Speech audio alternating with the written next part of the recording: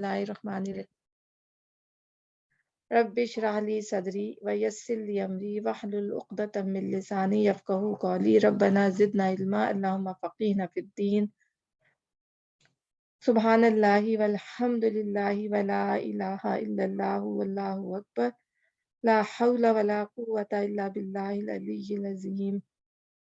अल्लाहुम्मा सल्लि अला मुहम्मदिन व अला आलि मुहम्मदिन कमा सल्लैता अला इब्राहीम व अला आलि इब्राहीम इन्नका हमीदुम मजीद। अल्लाहुम्मा बारिक अला मुहम्मदिन व अला आलि मुहम्मदिन कमा बारकता अला इब्राहीम व अला आलि इब्राहीम इन्नका हमीदुम मजीद। एक मिनट, मुझे एक सेकंड दीजिएगा।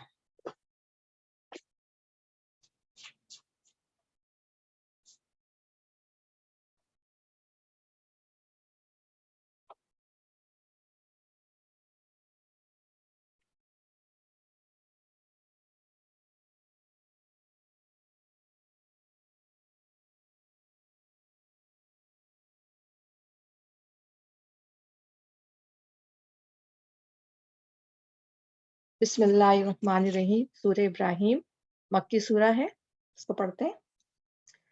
अलिफ लाम रा किताबुन अंज़लनाहु इलैका लितुख़रिजन नास मिनज़्ज़ुलुमाति इलन नूर बिइज़्नि रब्बिहिम इला सिरातिल अज़ीज़िल हमीद। अलिफ लाम रा, ए मोहम्मद सल्लल्लाहु अलैहि वसल्लम, ये एक किताब है जिसको हमने तुम्हारी तरफ नाजिल किया है ताकि तुम लोगों को तारीकियों से निकाल कर रोशनी में लाओ, उनके रब की तौफीक से, उस अल्लाह के रास्ते पे जो ज़बरदस्त और अपनी ज़ात में आप महमूद है और ज़मीन और आसमानों की सारी मौजूदात का मालिक है।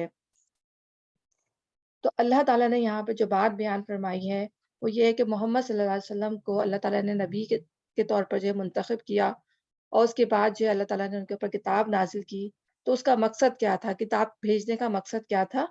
ताकि जो लोग अंधेरों में डूबे हुए हैं, शिर्क और कुफ्र की गंदगी में मुब्तला हैं, उस कुरान के ज़रिए जो है नबी सल्लल्लाहु अलैहि वसल्लम लोगों को रोशनी में लेके आए। तो तारीकियाँ क्या थीं? वो तारीखें थी कुफ्र की थी, फिस्क की थी, नाफरमानी की थी, ठीक है ना, जितनी भी बुराइयां थी उनके अंदर, हर चीज की जो है तारीखियां थी उनके अंदर, वो उसमें पढ़े हुए थे।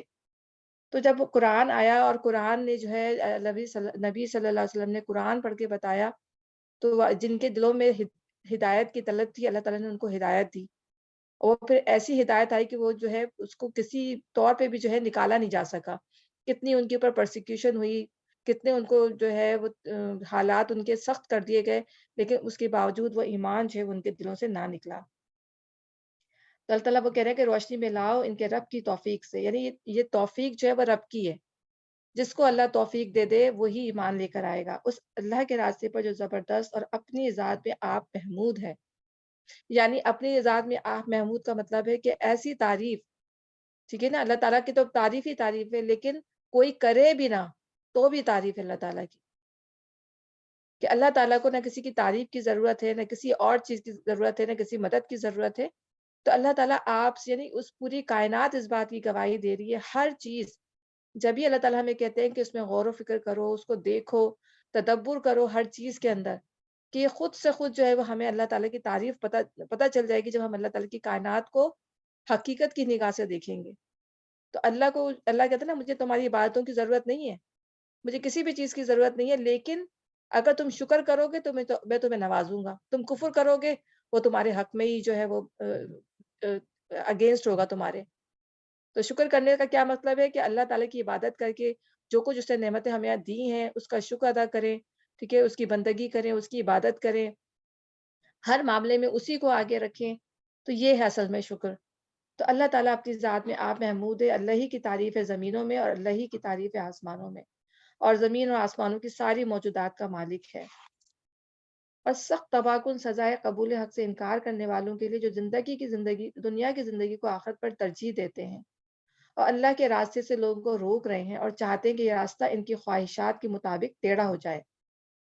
यानी बिलअल्फाज दीगर, जिन्हें सारी फ़िक्र बस दुनिया की आखिरत की परवाह नहीं है, जो दुनिया के फ़ायदों और लज़्ज़तों और आसाइशों की खातिर आखिरत का नुकसान तो मोल ले सकते हैं, मगर आखिरत की कामयाबियों और खुशहाली के लिए दुनिया का कोई नुकसान, कोई तकलीफ, कोई खतरा, बल्कि किसी लज़्ज़त से महरूमी तक बर्दाश्त नहीं कर सकते। दुनिया में आप देखें कितने लोग हैं जो अल्लाह पर ईमान भी लाते हैं, रोज़े आखिर पर ईमान भी लाते हैं, पता है सब कुछ।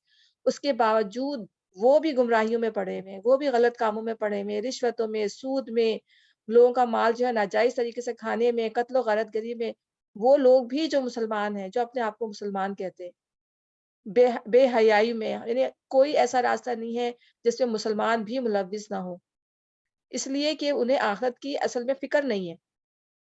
تو ایمان لانا آخرت پہ جو ہے وہ ایسا ایمان لانا نہیں کہ بس آپ نے کہہ دیا کہ جی ہم ایمان لے آئے، یا اللہ پر ایمان لانا ایسا ایمان لانا نہیں کہ جی بس ہم ایمان لے آئے، اب ہم کچھ بھی کرتے پڑے، ہماری مرضی ہے، ٹھیک ہے نا؟ اللہ کو نہ ہم جس طرح ہمیں اللہ کو ماننا چاہیے، نہ ہم اس کا وہ حق ادا کریں، اور آخرت کو جس طرح ہمیں ماننا چاہیے، نہ ہم اس کا وہ حق ادا کریں، کیونکہ دنیا جو ہے وہ آخرت کی کھیتی ہے۔ الدنیا مزرۃ الآخرہ، دنیا آخرت کی کھیتی ہے، تو دنیا میں جو کچھ کریں گے وہی ہم آخرت میں کاٹیں گے جا کے۔ بچے بھی اگر امتحان دیتے ہیں تو کچھ وہ تیاری کرتے ہیں تو ان کو نمبر ملیں گے، نہیں کریں گے تو ان کو کہاں سے نمبر ملیں گے؟ تو دنیا کا بھی یہی اصول ہے کہ دنیا میں آپ محنت کریں گے تو حاصل کریں گے کچھ، اور نہیں کریں گے تو حاصل نہیں کریں گے کچھ۔ دنیا میں سزا، دنیا میں غلط کام کریں گے تو سزا یہاں بھی ملے گی، ٹھیک ہے نا؟ سب جیلوں میں چلے جاتے ہیں لوگ، قتل کرتے ہیں، تو سزا ہے ہر چیز کی یہاں پہ۔ تو انسان یہ سوچے کہ جس مالک نے پیدا کیا ہے تو وہ کیوں نہیں پوچھے گا؟ جو کچھ ہم دنیا میں کر رہے ہیں تو وہ بھیجے جانے کا مقصد ہی یہی ہے، اور اللہ تعالیٰ خود فرما رہے ہیں کہ ہمیں کرنا ہوتا، ہمیں دنیا کو ایک کھلونا ہی بنانا ہوتا تو ہم اپنے پاس سے ہی کر لیتے، ہمیں کیا ضرورت تھی اتنا بڑا امتحان، یہ ایک پورا پلان کرنے کی، ٹھیک ہے نا؟ تو جو اللہ کے راستے سے لوگوں کو روک رہے ہیں، وہ چاہتے ہیں کہ یہ راستہ ان کی خواہشات کے مطابق ٹیڑھا ہو جائے، یہ لوگ گمراہی میں بہت دور نکل گئے۔ ہم نے اپنا پیغام دینے کے لیے جب کوئی رسول بھیجا، اس نے اپنے قوم کی زبان ہی میں وہ پیغام دیا تاکہ وہ انہیں اچھی طرح بات کھول کر سمجھائے۔ تو جتنے بھی نبی آئے ہیں ہر زمانے میں وہ اپنی قوم کے اندر ہی آئے ہیں، اور دیکھیں وہ کس طرح بات کرتے ہیں اپنی قوموں سے، اے میرے برادران، اے میرے بھائی بہن، اسی طرح بات کرتے ہیں، میرے بھائی اے میرے برادران، کیا تمہیں اس بات کا خوف نہیں ہے کہ تم جو ہو، میں تمہیں اللہ کی طرف بلا رہا ہوں، تم مجھے آگ کی طرف دھکیل رہے ہو؟ کتنے سارے جو پروفٹس کے ہم نے پڑھے ہیں، تو وہ برادر کر کے بات کر رہے ہیں، میرے بھائی۔ تو اللہ تعالیٰ نے انہی کی قوم میں انہی کے لوگوں کو جو ہے وہ پیغام دینے کے لیے بھیجا، اور انہوں نے سب سے پہلے جو ہے وہ پڑھ کے انہوں نے ان کا انکار کیا۔ پہلے تو جو وہ اچھا مانتے تھے، ان کو اچھا سمجھتے تھے، سارے پروفٹس کی جو ریپوٹیشن تھی وہ بہت اچھی تھی، تاکہ کوئی ان کو جھٹلا نہ سکے۔ لیکن جیسے ہی انہوں نے توحید کا پیغام دیا، ان کی قوم جو ہے ان کے اگینسٹ ہو گئی، ان کو جادوگر، دیوانہ اور پتہ نہیں کس کس چیز کا خطاب دے دیا۔ تو یہی اللہ تعالیٰ فرما رہے ہیں کہ اس نے اپنی قوم ہی کی زبان میں پیغام دیا تاکہ وہ انہیں اچھی طرح بات کھول کر سمجھائے۔ پھر اللہ جسے چاہتا ہے بھٹکا دیتا ہے، اور اسے چاہتا ہے ہدایت بخشتا ہے۔ وہ بالا دست اور حکیم ہے، یہ اللہ ہی کی اس کے اوپر ہے کہ اللہ دیکھتا ہے دل کے اندر کہ کس کے دل میں ہدایت کی طلب ہے اور کس کے دل میں نہیں۔ ہم اس سے پہلے، اب یہاں موسیٰ علیہ السلام کا قصہ ہو رہا ہے، ہم اس سے پہلے موسیٰ کو بھی اپنی نشانیوں کے ساتھ بھیج چکے ہیں۔ اسے بھی ہم نے حکم دیا تھا کہ اپنے قوم کو تاریکیوں سے نکال کر روشنی میں لا، اور انہیں تاریخ الہی کے سبق آموز واقعات سنا کر نصیحت کر۔ ان واقعات میں بڑی نشانیاں ہیں ہر اس شخص کے لیے جو صبر اور شکر کرنے والا ہو۔ اگر ہم وہ قصہ پڑھیں موسیٰ علیہ السلام کا شروع سے آخر تک، تو اس میں اتنی نشانیاں ہیں کہ واقعی انسان دیکھے تو ہمیں پتہ چلے گا کہ اللہ تعالیٰ نے کس کس جگہ جو ہے ان کو جو ہے نعمتوں سے نوازا، کس کس جگہ انہوں نے جو اللہ تعالیٰ کی نافرمانیاں کی، پھر بھی اللہ تعالیٰ نے ان کو معاف کیا۔ تو ہم عذاب بھی ان کے اوپر آئے، انہوں نے کس طرح عذابوں کو جو ہے کہا کہ ہمارے پہ عذاب لیا، اور عذاب جب ٹالے گئے تو انہوں نے پھر جا کے جو ہے وہ موسیٰ علیہ السلام سے کہتے کہ اس عذاب کو ٹال دو، پھر ہم تمہاری بات مان لیں گے۔ یعنی اللہ تعالیٰ کے ساتھ انہوں نے ہیلا بازی کی، ہر معاملے میں انہوں نے اللہ کے ساتھ ہیلا بازی کی، اور پھر آخر کار اللہ تعالیٰ نے ان کو پکڑا، ٹھیک ہے۔ اور اب تک جو ہے ان کا یہی حال ہے، مطلب آج بھی اگر آپ دیکھیں بنی اسرائیل تو ان کا ابھی تک یہی حال ہے، وہ اپنی چیزوں پر عمل کرتے ہیں۔ یہودیوں کو دیکھیں، وہ بڑے پکے ہیں، وہ دیکھیں پورک کا گوشت نہیں کھائیں گے، اپنی عبادتیں کریں گے، سب کچھ کریں گے، لیکن کیا ہے ان کا بغض جو ہے وہ مسلمانوں کے ساتھ ہے، سارا بغض، ساری نفرت، ساری حسد جو ہے وہ ان کی جو ہے مسلمانوں کے ساتھ ہے، اس لیے کہ ان کے اندر رسول کیوں نہیں آیا، ان کی قوم کے اندر رسول کیوں نہیں آیا، ٹھیک ہے نا؟ تو یہ اسی جیلسی کی وجہ سے انہوں نے جو ہے نبی صلی اللہ علیہ وسلم کو ماننے سے انکار کر دیا۔ یاد کرو جب موسیٰ نے اپنے قوم سے کہا اللہ کے اس احسان کو یاد رکھو جو اس نے تم پر کیا ہے، اسے تم کو فرعون والوں سے چھڑایا جو تم کو سخت تکلیفیں دیتے تھے، تمہارے لڑکوں کو قتل کر ڈالتے تھے اور تمہاری عورتوں کو زندہ بچا رکھتے تھے۔ جب موسیٰ علیہ السلام جو تھے انہوں نے اپنے قوم کو اللہ تعالیٰ کے احسان یاد کرائے، کیونکہ وہ ظاہر ہے بار بار ناشکری پہ اتر آتے تھے، تو موسیٰ علیہ السلام نے کہا کہ دیکھو وہ وقت بھی یاد رکھو تو کہ تمہارے پر کتنا سخت وقت تھا۔ یہ آیت جو ہے وہ 6 ہے، سورہ ابراہیم کی آیت نمبر 6 ہے، اور یہ 13 پارہ ہے، سورہ ابراہیم کی آیت 6 ہے، ٹھیک ہے۔ تو تمہارے لڑکوں کو قتل کر ڈالتے تھے. یعنی وہ کتنا سخت جو ہے وہ آزما جو صبر آزما لمحہ ہوگا جس وقت جو ہے فرعون ان کے ساتھ یہ معاملہ کر رہا ہوگا. اور موسیٰ علیہ السلام بھی اسی زمانے میں پیدا ہوئے تھے کہ جب دو دفعہ انہوں نے یہ چیز جو ہے وہ کی ہے. ایک دفعہ جب موسیٰ علیہ السلام کے زمانے میں جب فرعون نے خواب دیکھا تھا کہ بنی اسرائیل کا کوئی بندہ جو ہے وہ ان کی سلطنت کو تباہ برباد اس کی سلطنت کو تباہ برباد کر دے گا. تو اس نے جو ہے اس ڈر سے جو ہے ان کے لڑکوں کو انفینٹس کو مروانا شروع کر دیا تاکہ کوئی لڑکا ہی نہ ہو. ان کی عورتوں کو زندہ رکھنا شروع کیا. اور دوسری دفعہ بنی اسرائیل کی آزمائش کب ہوئی؟ جب موسیٰ علیہ السلام نے جو ہے وہ اللہ تعالیٰ کا پیغام پہنچایا تو اس نے پھر وہی سزا جو ہے دوبارہ دینی شروع کر دی کہ ہم جو ہے بچوں کو قتل کریں گے اور ان کو عورتوں کو زندہ رہنے دیں گے اور پھر ان کو زیادہ لونڈیاں بنا لیں گے، غلام بنا لیں گے. تو اتنی سخت آزمائش تھی، اس سے بڑی آزمائش اور کیا ہوگی بنی اسرائیل کے لیے. لیکن جب اللہ تعالیٰ اپنے احسان یاد کرا رہا ہے کہ اللہ تعالیٰ نے تمہیں ان آزمائشوں سے نکالا تو تمہارے دل میں وہی بچڑا ہی بسا ہوا تھا. اینڈ تک تمہارے دلوں میں بچڑا بسا ہوا تھا، وہ نکلتا ہی نہیں تھا تمہارے دلوں سے. اور تمہاری عورتوں کو زندہ بچا رکھتے تھے. اس میں تمہارے رب کی طرف سے تمہاری بڑی آزمائش تھی. اور یاد رکھو تمہارے رب نے خبردار کر دیا تھا کہ اگر شکر گزار بنو گے تو میں تم کو اور زیادہ نوازوں گا. تو اگر ان میں سے کچھ لوگ تھے جو بہت اچھے تھے، اللہ خود کہتے ہیں کہ ان میں سے کچھ لوگ ہر دور میں اچھے رہے بنی اسرائیل کے اندر. ایسا نہیں تھا کہ پوری بنی اسرائیل خراب تھی. ان میں سے ایک گروہ ایسا تھا جو راہ حق کی طرف رہنمائی کرتا تھا، لیکن اکثریت جو تھی وہ خراب تھی، وہ ناشکری تھی.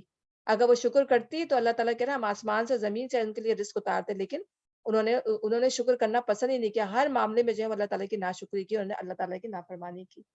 اور کفران نعمت کرو گے تو میری سزا بہت سخت ہے. موسیٰ علیہ السلام نے کہا اگر تم کفر کرو اور زمین کے سارے رہنے والے بھی کافر ہو جائیں تو اللہ بے نیاز اور اپنی ذات میں آپ محمود ہے. اللہ کو کوئی فکر نہیں ہے. اللہ کو تو بس ہماری یہ فکر ہے کہ ہم جہنم میں نہ جائیں، ہم جہنم سے بچ جائیں. اس لیے وہ ہمیں ہدایت دے رہا ہے، ورنہ اللہ تعالیٰ ہر چیز سے بے نیاز ہے. اس کو کسی چیز کی وہ نہیں ہے، حاجت نہیں ہے، ضرورت نہیں ہے. یہ تو انسانوں کی بھلائی کے لیے اللہ ہدایت بھیجتا ہے. کیا تمہیں ان قوموں کے حالات نہیں پہنچے جو تم سے پہلے گزر چکی ہیں؟ قوم نوح، عاد، سمود اور ان کے بعد آنے والی بہت سی قومیں جن کا شمار اللہ ہی کو معلوم ہے. ان کے رسول جب ان کے پاس صاف صاف باتیں اور کھلی کھلی نشانیاں لیے ہوئے آئے تو انہوں نے اپنے منہ میں ہاتھ دبا لیے اور کہا کہ جس پیغام کے ساتھ تم بھیجے گئے ہو ہم اس کو نہیں مانتے. جب بھی توحید کا پیغام آیا ہے قوموں میں یہی ہوا ہے کہ انہوں نے کہا کہ کس نے ہمیں چھیڑ دیا، ہم تو اپنے بتوں پہ ہی مطلب قناعت کر کے بیٹھے تھے. ٹھیک ہے نا، جن کو ہم یا پھر جس چیز کو پوچھتے تھے اسی میں ان کو مزے آ رہے تھے. ٹھیک ہے نا. تو لیکن ظاہر ہے جب ایک اللہ کی عبادت کا کہا کہ جب کہا جاتا ہے نا کہ بہت سارے اللہوں کی عبادت کرنی ہے یا بہت سارے وسیلے بنانے یہ کرنے، تو آپ دیکھیں کسی کو بھی مشکل نہیں لگ رہا ہوتا، اکثریت کو ناگوار نہیں گزرے گا.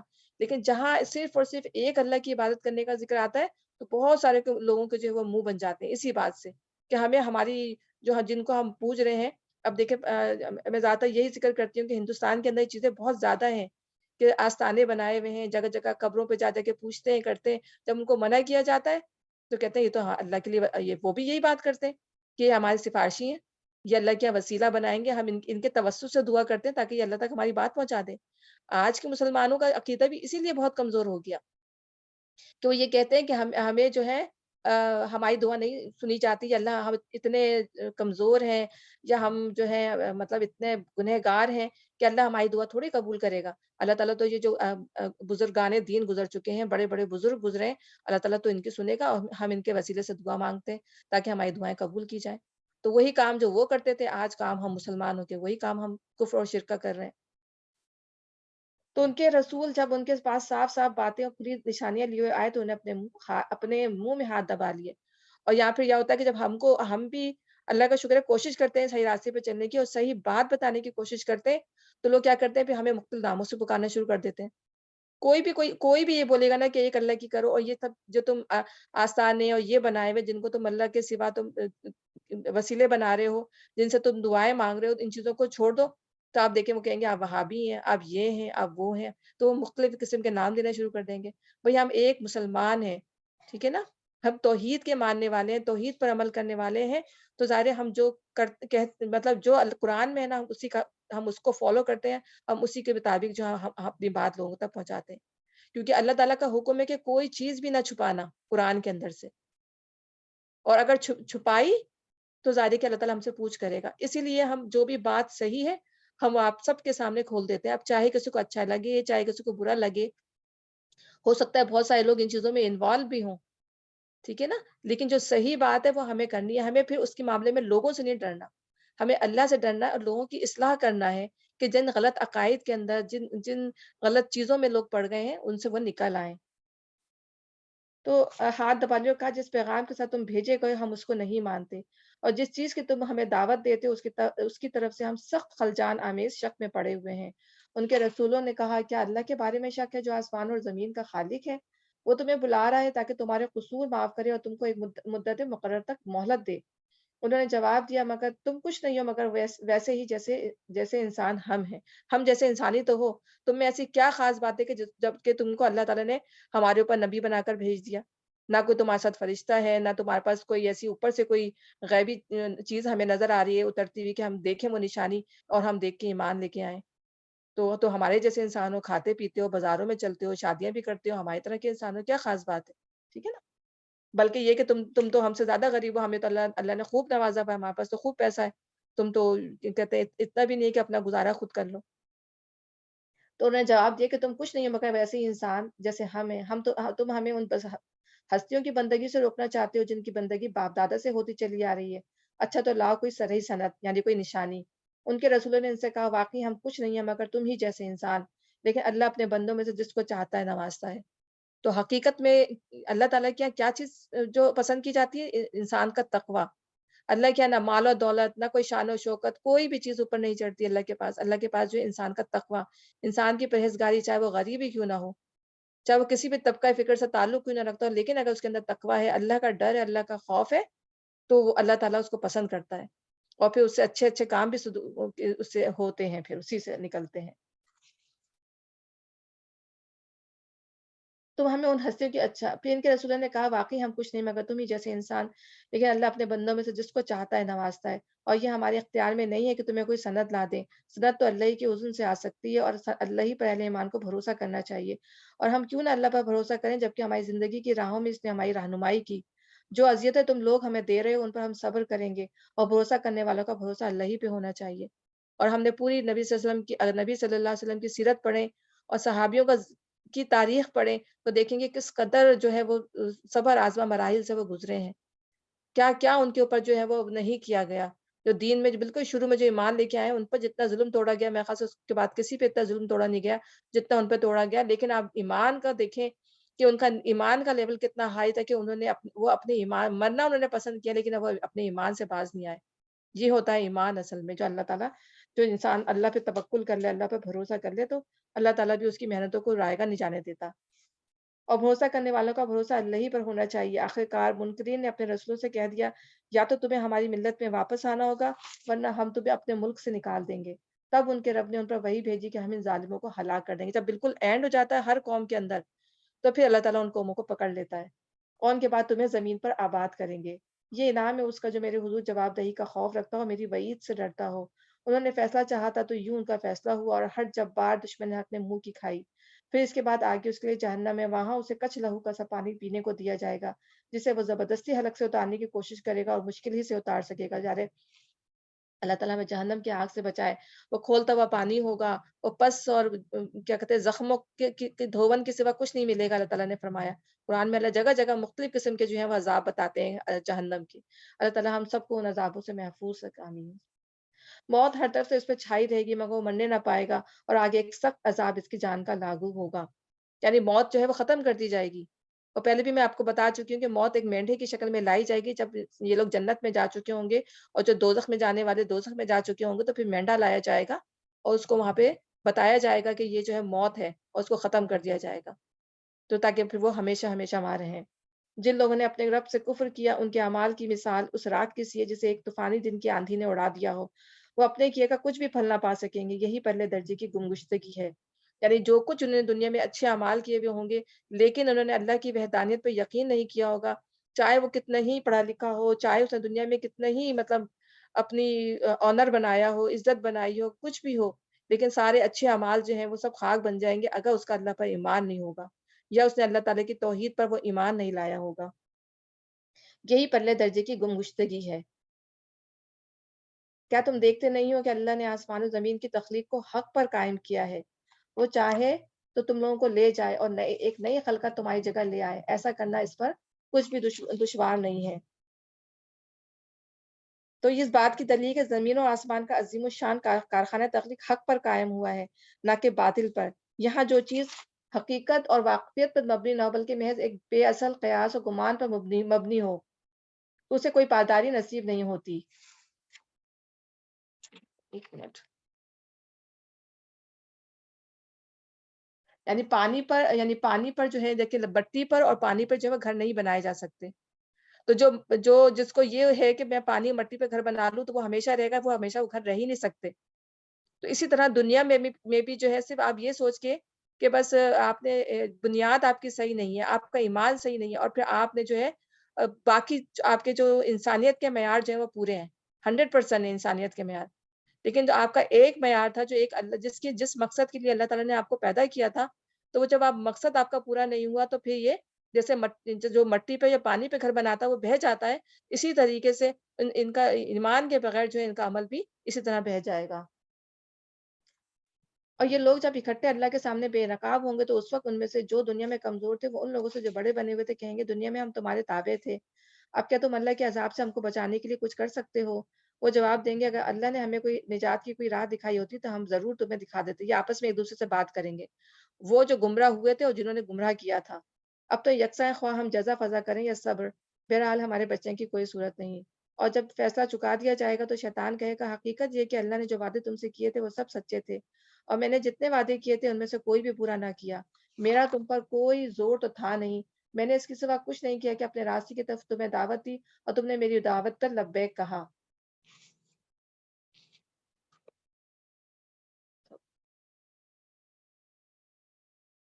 ایک منٹ.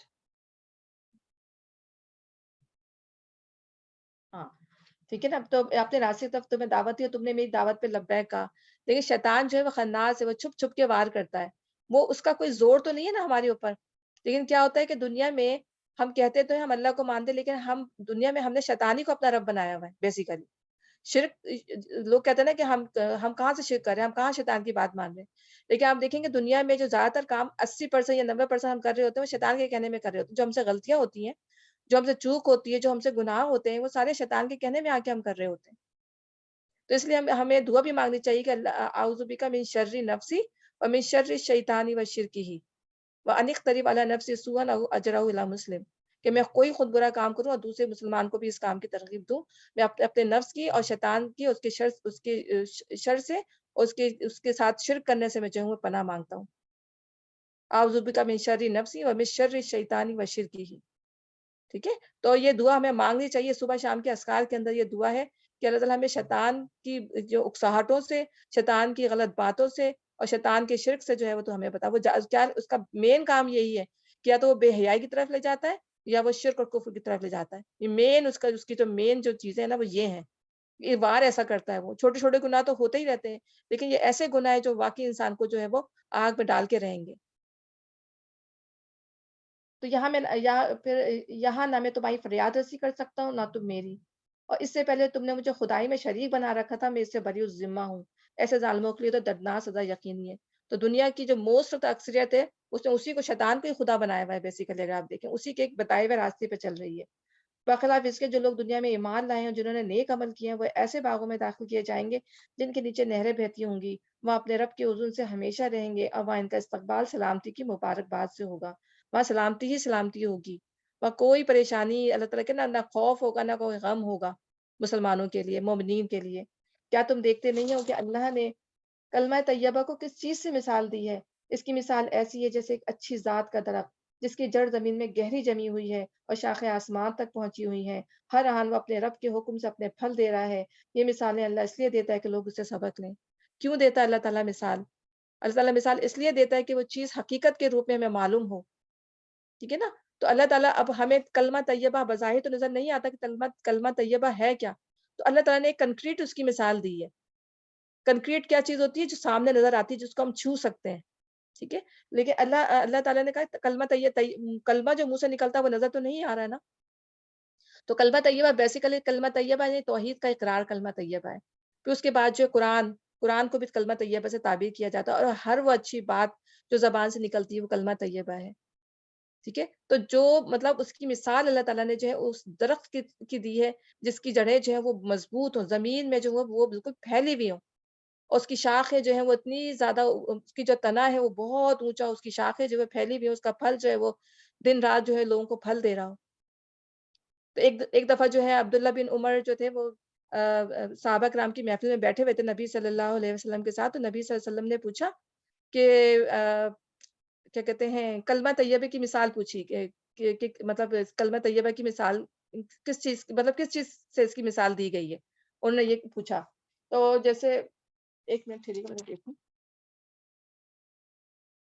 ہاں، انہوں نے پوچھا کہ نبی صلی اللہ علیہ وسلم نے پوچھا، بتاؤ وہ کون سا درخت ہے جو مسلمان کے مشابہ ہے، ایک مومن کے مشابہ ہے، ٹھیک ہے نا؟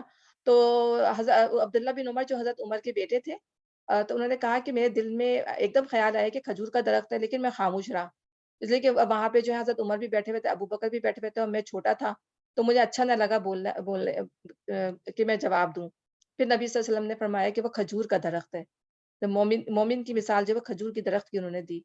تو پھر جب وہ نکل گئے، اور نکلنے کے بعد جو ہے جب انہوں نے اپنے والد سے کہا کہ میرے دل میں یہ بات آئی تھی کہ میں نبی صلی اللہ علیہ وسلم کو بول دوں کہ وہ کھجور کا درخت ہے، تو حضرت عمر نے کہا کہ مجھے یہ دنیا کی ہر چیز سے بہتر ہوتا ہے کہ تم یہ جواب دے دیتے نبی صلی اللہ علیہ وسلم۔ میں چاہتا کہ تم یہ جواب دیتے، مجھے ہر دنیا کی ہر چیز سے یہ چیز جو تھی وہ بہت زیادہ بہتر لگتی کہ تم یہ جواب دے دیتے۔ یعنی اب یہ بتائیں کہ مومن کون ہوتا ہے؟ جس کے دل میں ایمان جو ہے وہ ثبت ہوا ہوا ہوتا ہے۔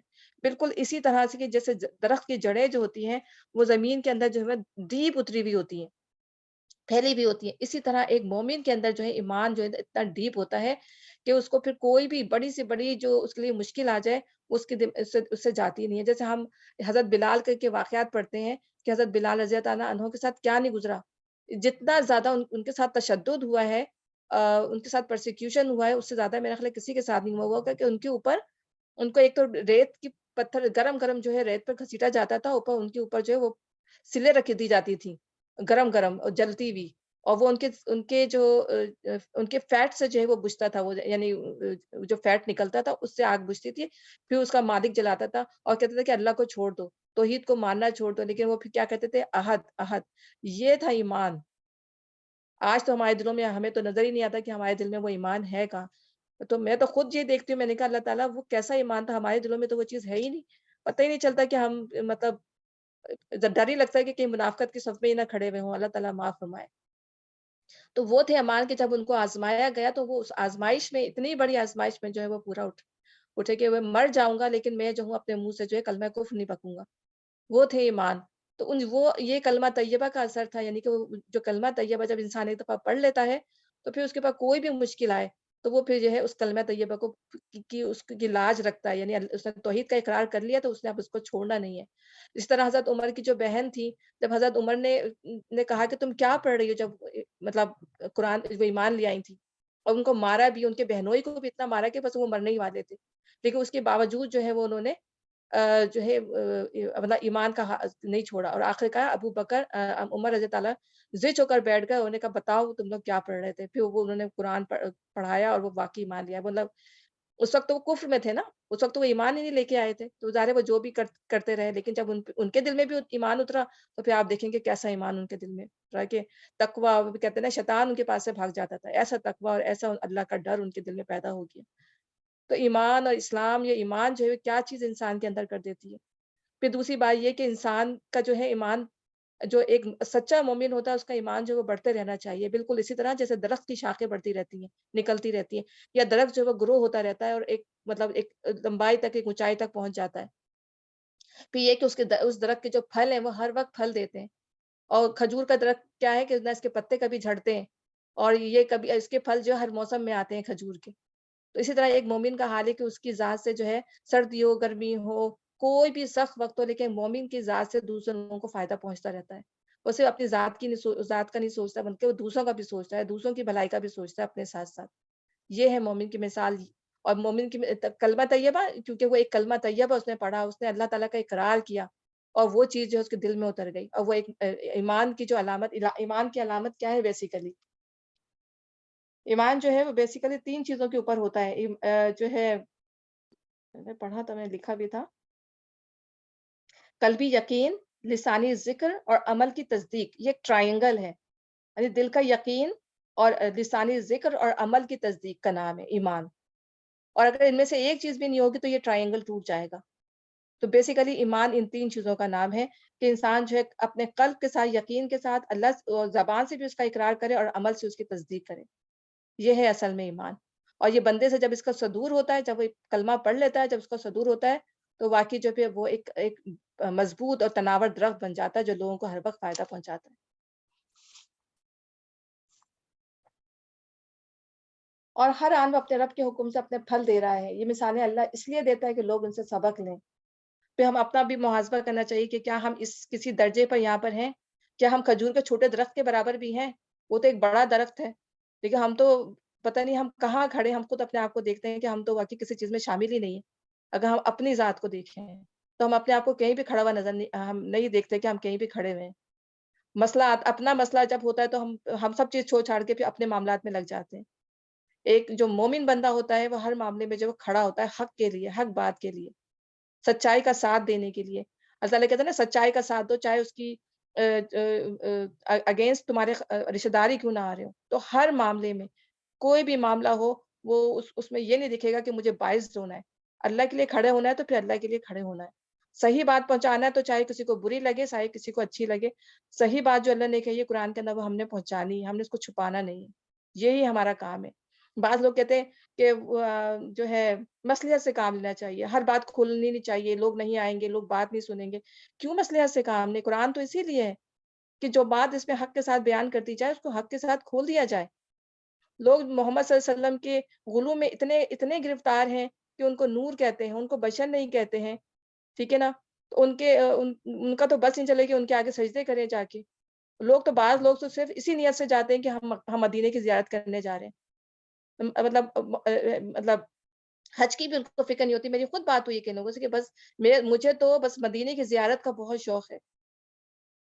तो आप ठीक है, नबी सल्लल्लाहु अलैहि वसल्लम हमारे नबी हैं, हमें बहुत मोहब्बत है और होनी भी चाहिए। हमारी जान से ज़्यादा मतलब हमें बढ़कर उनसे मोहब्बत करनी चाहिए। लेकिन उसका तकाज़ा क्या है कि उनकी सुन्नत को फ़ॉलो करें, उस पर अमल करें। तो सही चीज़ यही है कि जो नबी सल्लल्लाहु अलैहि वसल्लम जो लाए थे, अगर हम उस पे अमल करेंगे तो क़यामत के दिन वो हमसे ज़्यादा खुश होंगे। कि मेरी उम्मत ने जो मैंने बताया था उस पर, ये नहीं कि उन्होंने मेरी कब्रों को जो है, नबी सल्लल्लाहु अलैहि वसल्लम ने क्या फरमाया था कि तुम भी वही काम करोगे जो पिछली कौमें करती थी कि उन्होंने अपनी अंबियाओं की कब्रों को मसाजिद बना लिया था, ज़ियारतगाह बना लिया था। तुम भी वही करोगे, आज वही कर रहे हैं कि जाने का मकसद यही होता है कि फिर जाएँ और मतलब तो वो वहाँ पर जो अरब के जो वहाँ पे जो खड़े होते हैं, शुरते कहते हैं जिनको, वो लोगों को मारते हैं कि यहाँ से हटो। शिर्क शिर्क शिर्क वो करते हैं लोग जाके, उनका बस नहीं चला होता कि वहाँ जाके सजदे करें। इतने कमज़ोर अक़ीदा, इतने कमज़ोर अक़ाइद हैं। तो जब हम यहाँ पे लोगों को ये बात नहीं बताएँगे, नहीं समझाएँगे, कुरान में अल्लाह ताला खुद कह रहे हैं कि नबी फैसलों के इख्तियार में तुम्हारा कोई हिस्सा नहीं है। तुम्हारा किसी चीज़ पे कोई इख्तियार नहीं है, अल्लाह जिसको चाहे अज़ाब दे, जिसको चाहे सज़ा दे। ठीक है? तो जो बात सही है वो हमें लोगों को बतानी है, मनो-अन बतानी है, क्योंकि कुरान बता रहा है हमें। तो हमें अपने अक़ाइद फिर ये नहीं कि हम कलमा पढ़ लिया तो हम शिर्क भी कर रहे हैं और हम सारे गलत काम कर रहे हैं। कलमे में बताने का मकसद ये है कि कलमा तैयबा जो है फिर पूरी अपनी असास के साथ, पूरे हक़ के साथ वो कलमा होना चाहिए और हमने कह दिया ला इलाहा इल्लल्लाह कि अल्लाह नहीं अल्लाह माबूद मगर वो। तो नफ़ी के साथ जो अल्लाह ताला इस बात दे रहा है कि बिल्कुल मतलब शिर्क की जड़ ही काट दी कि अल्लाह के सिवा कोई माबूद है ही नहीं, किसी भी चीज़ के अंदर। तो हमें इस तौहीद का इकरार जो है वो अपने दिलों में, अपने अमलों से और क़ल्ब की तस्दीक के साथ, अपनी ज़बान के साथ हर चीज़ का इकरार करना है। तब अगर ये हमारे दिलों में दाखिल होगा, तो सही ईमान का ज़हूर भी हमारी ज़िंदगियों में आएगा। लेकिन अगर हम दूसरी चीज़ों में लगे रहेंगे, वसीलों में और दूसरों के ऊपर जो है इक्तफ़ा करते रहेंगे, दूसरों के ऊपर भरोसा करते रहेंगे, तो ये फिर असल ईमान जो है वो असल ईमान नहीं होगा।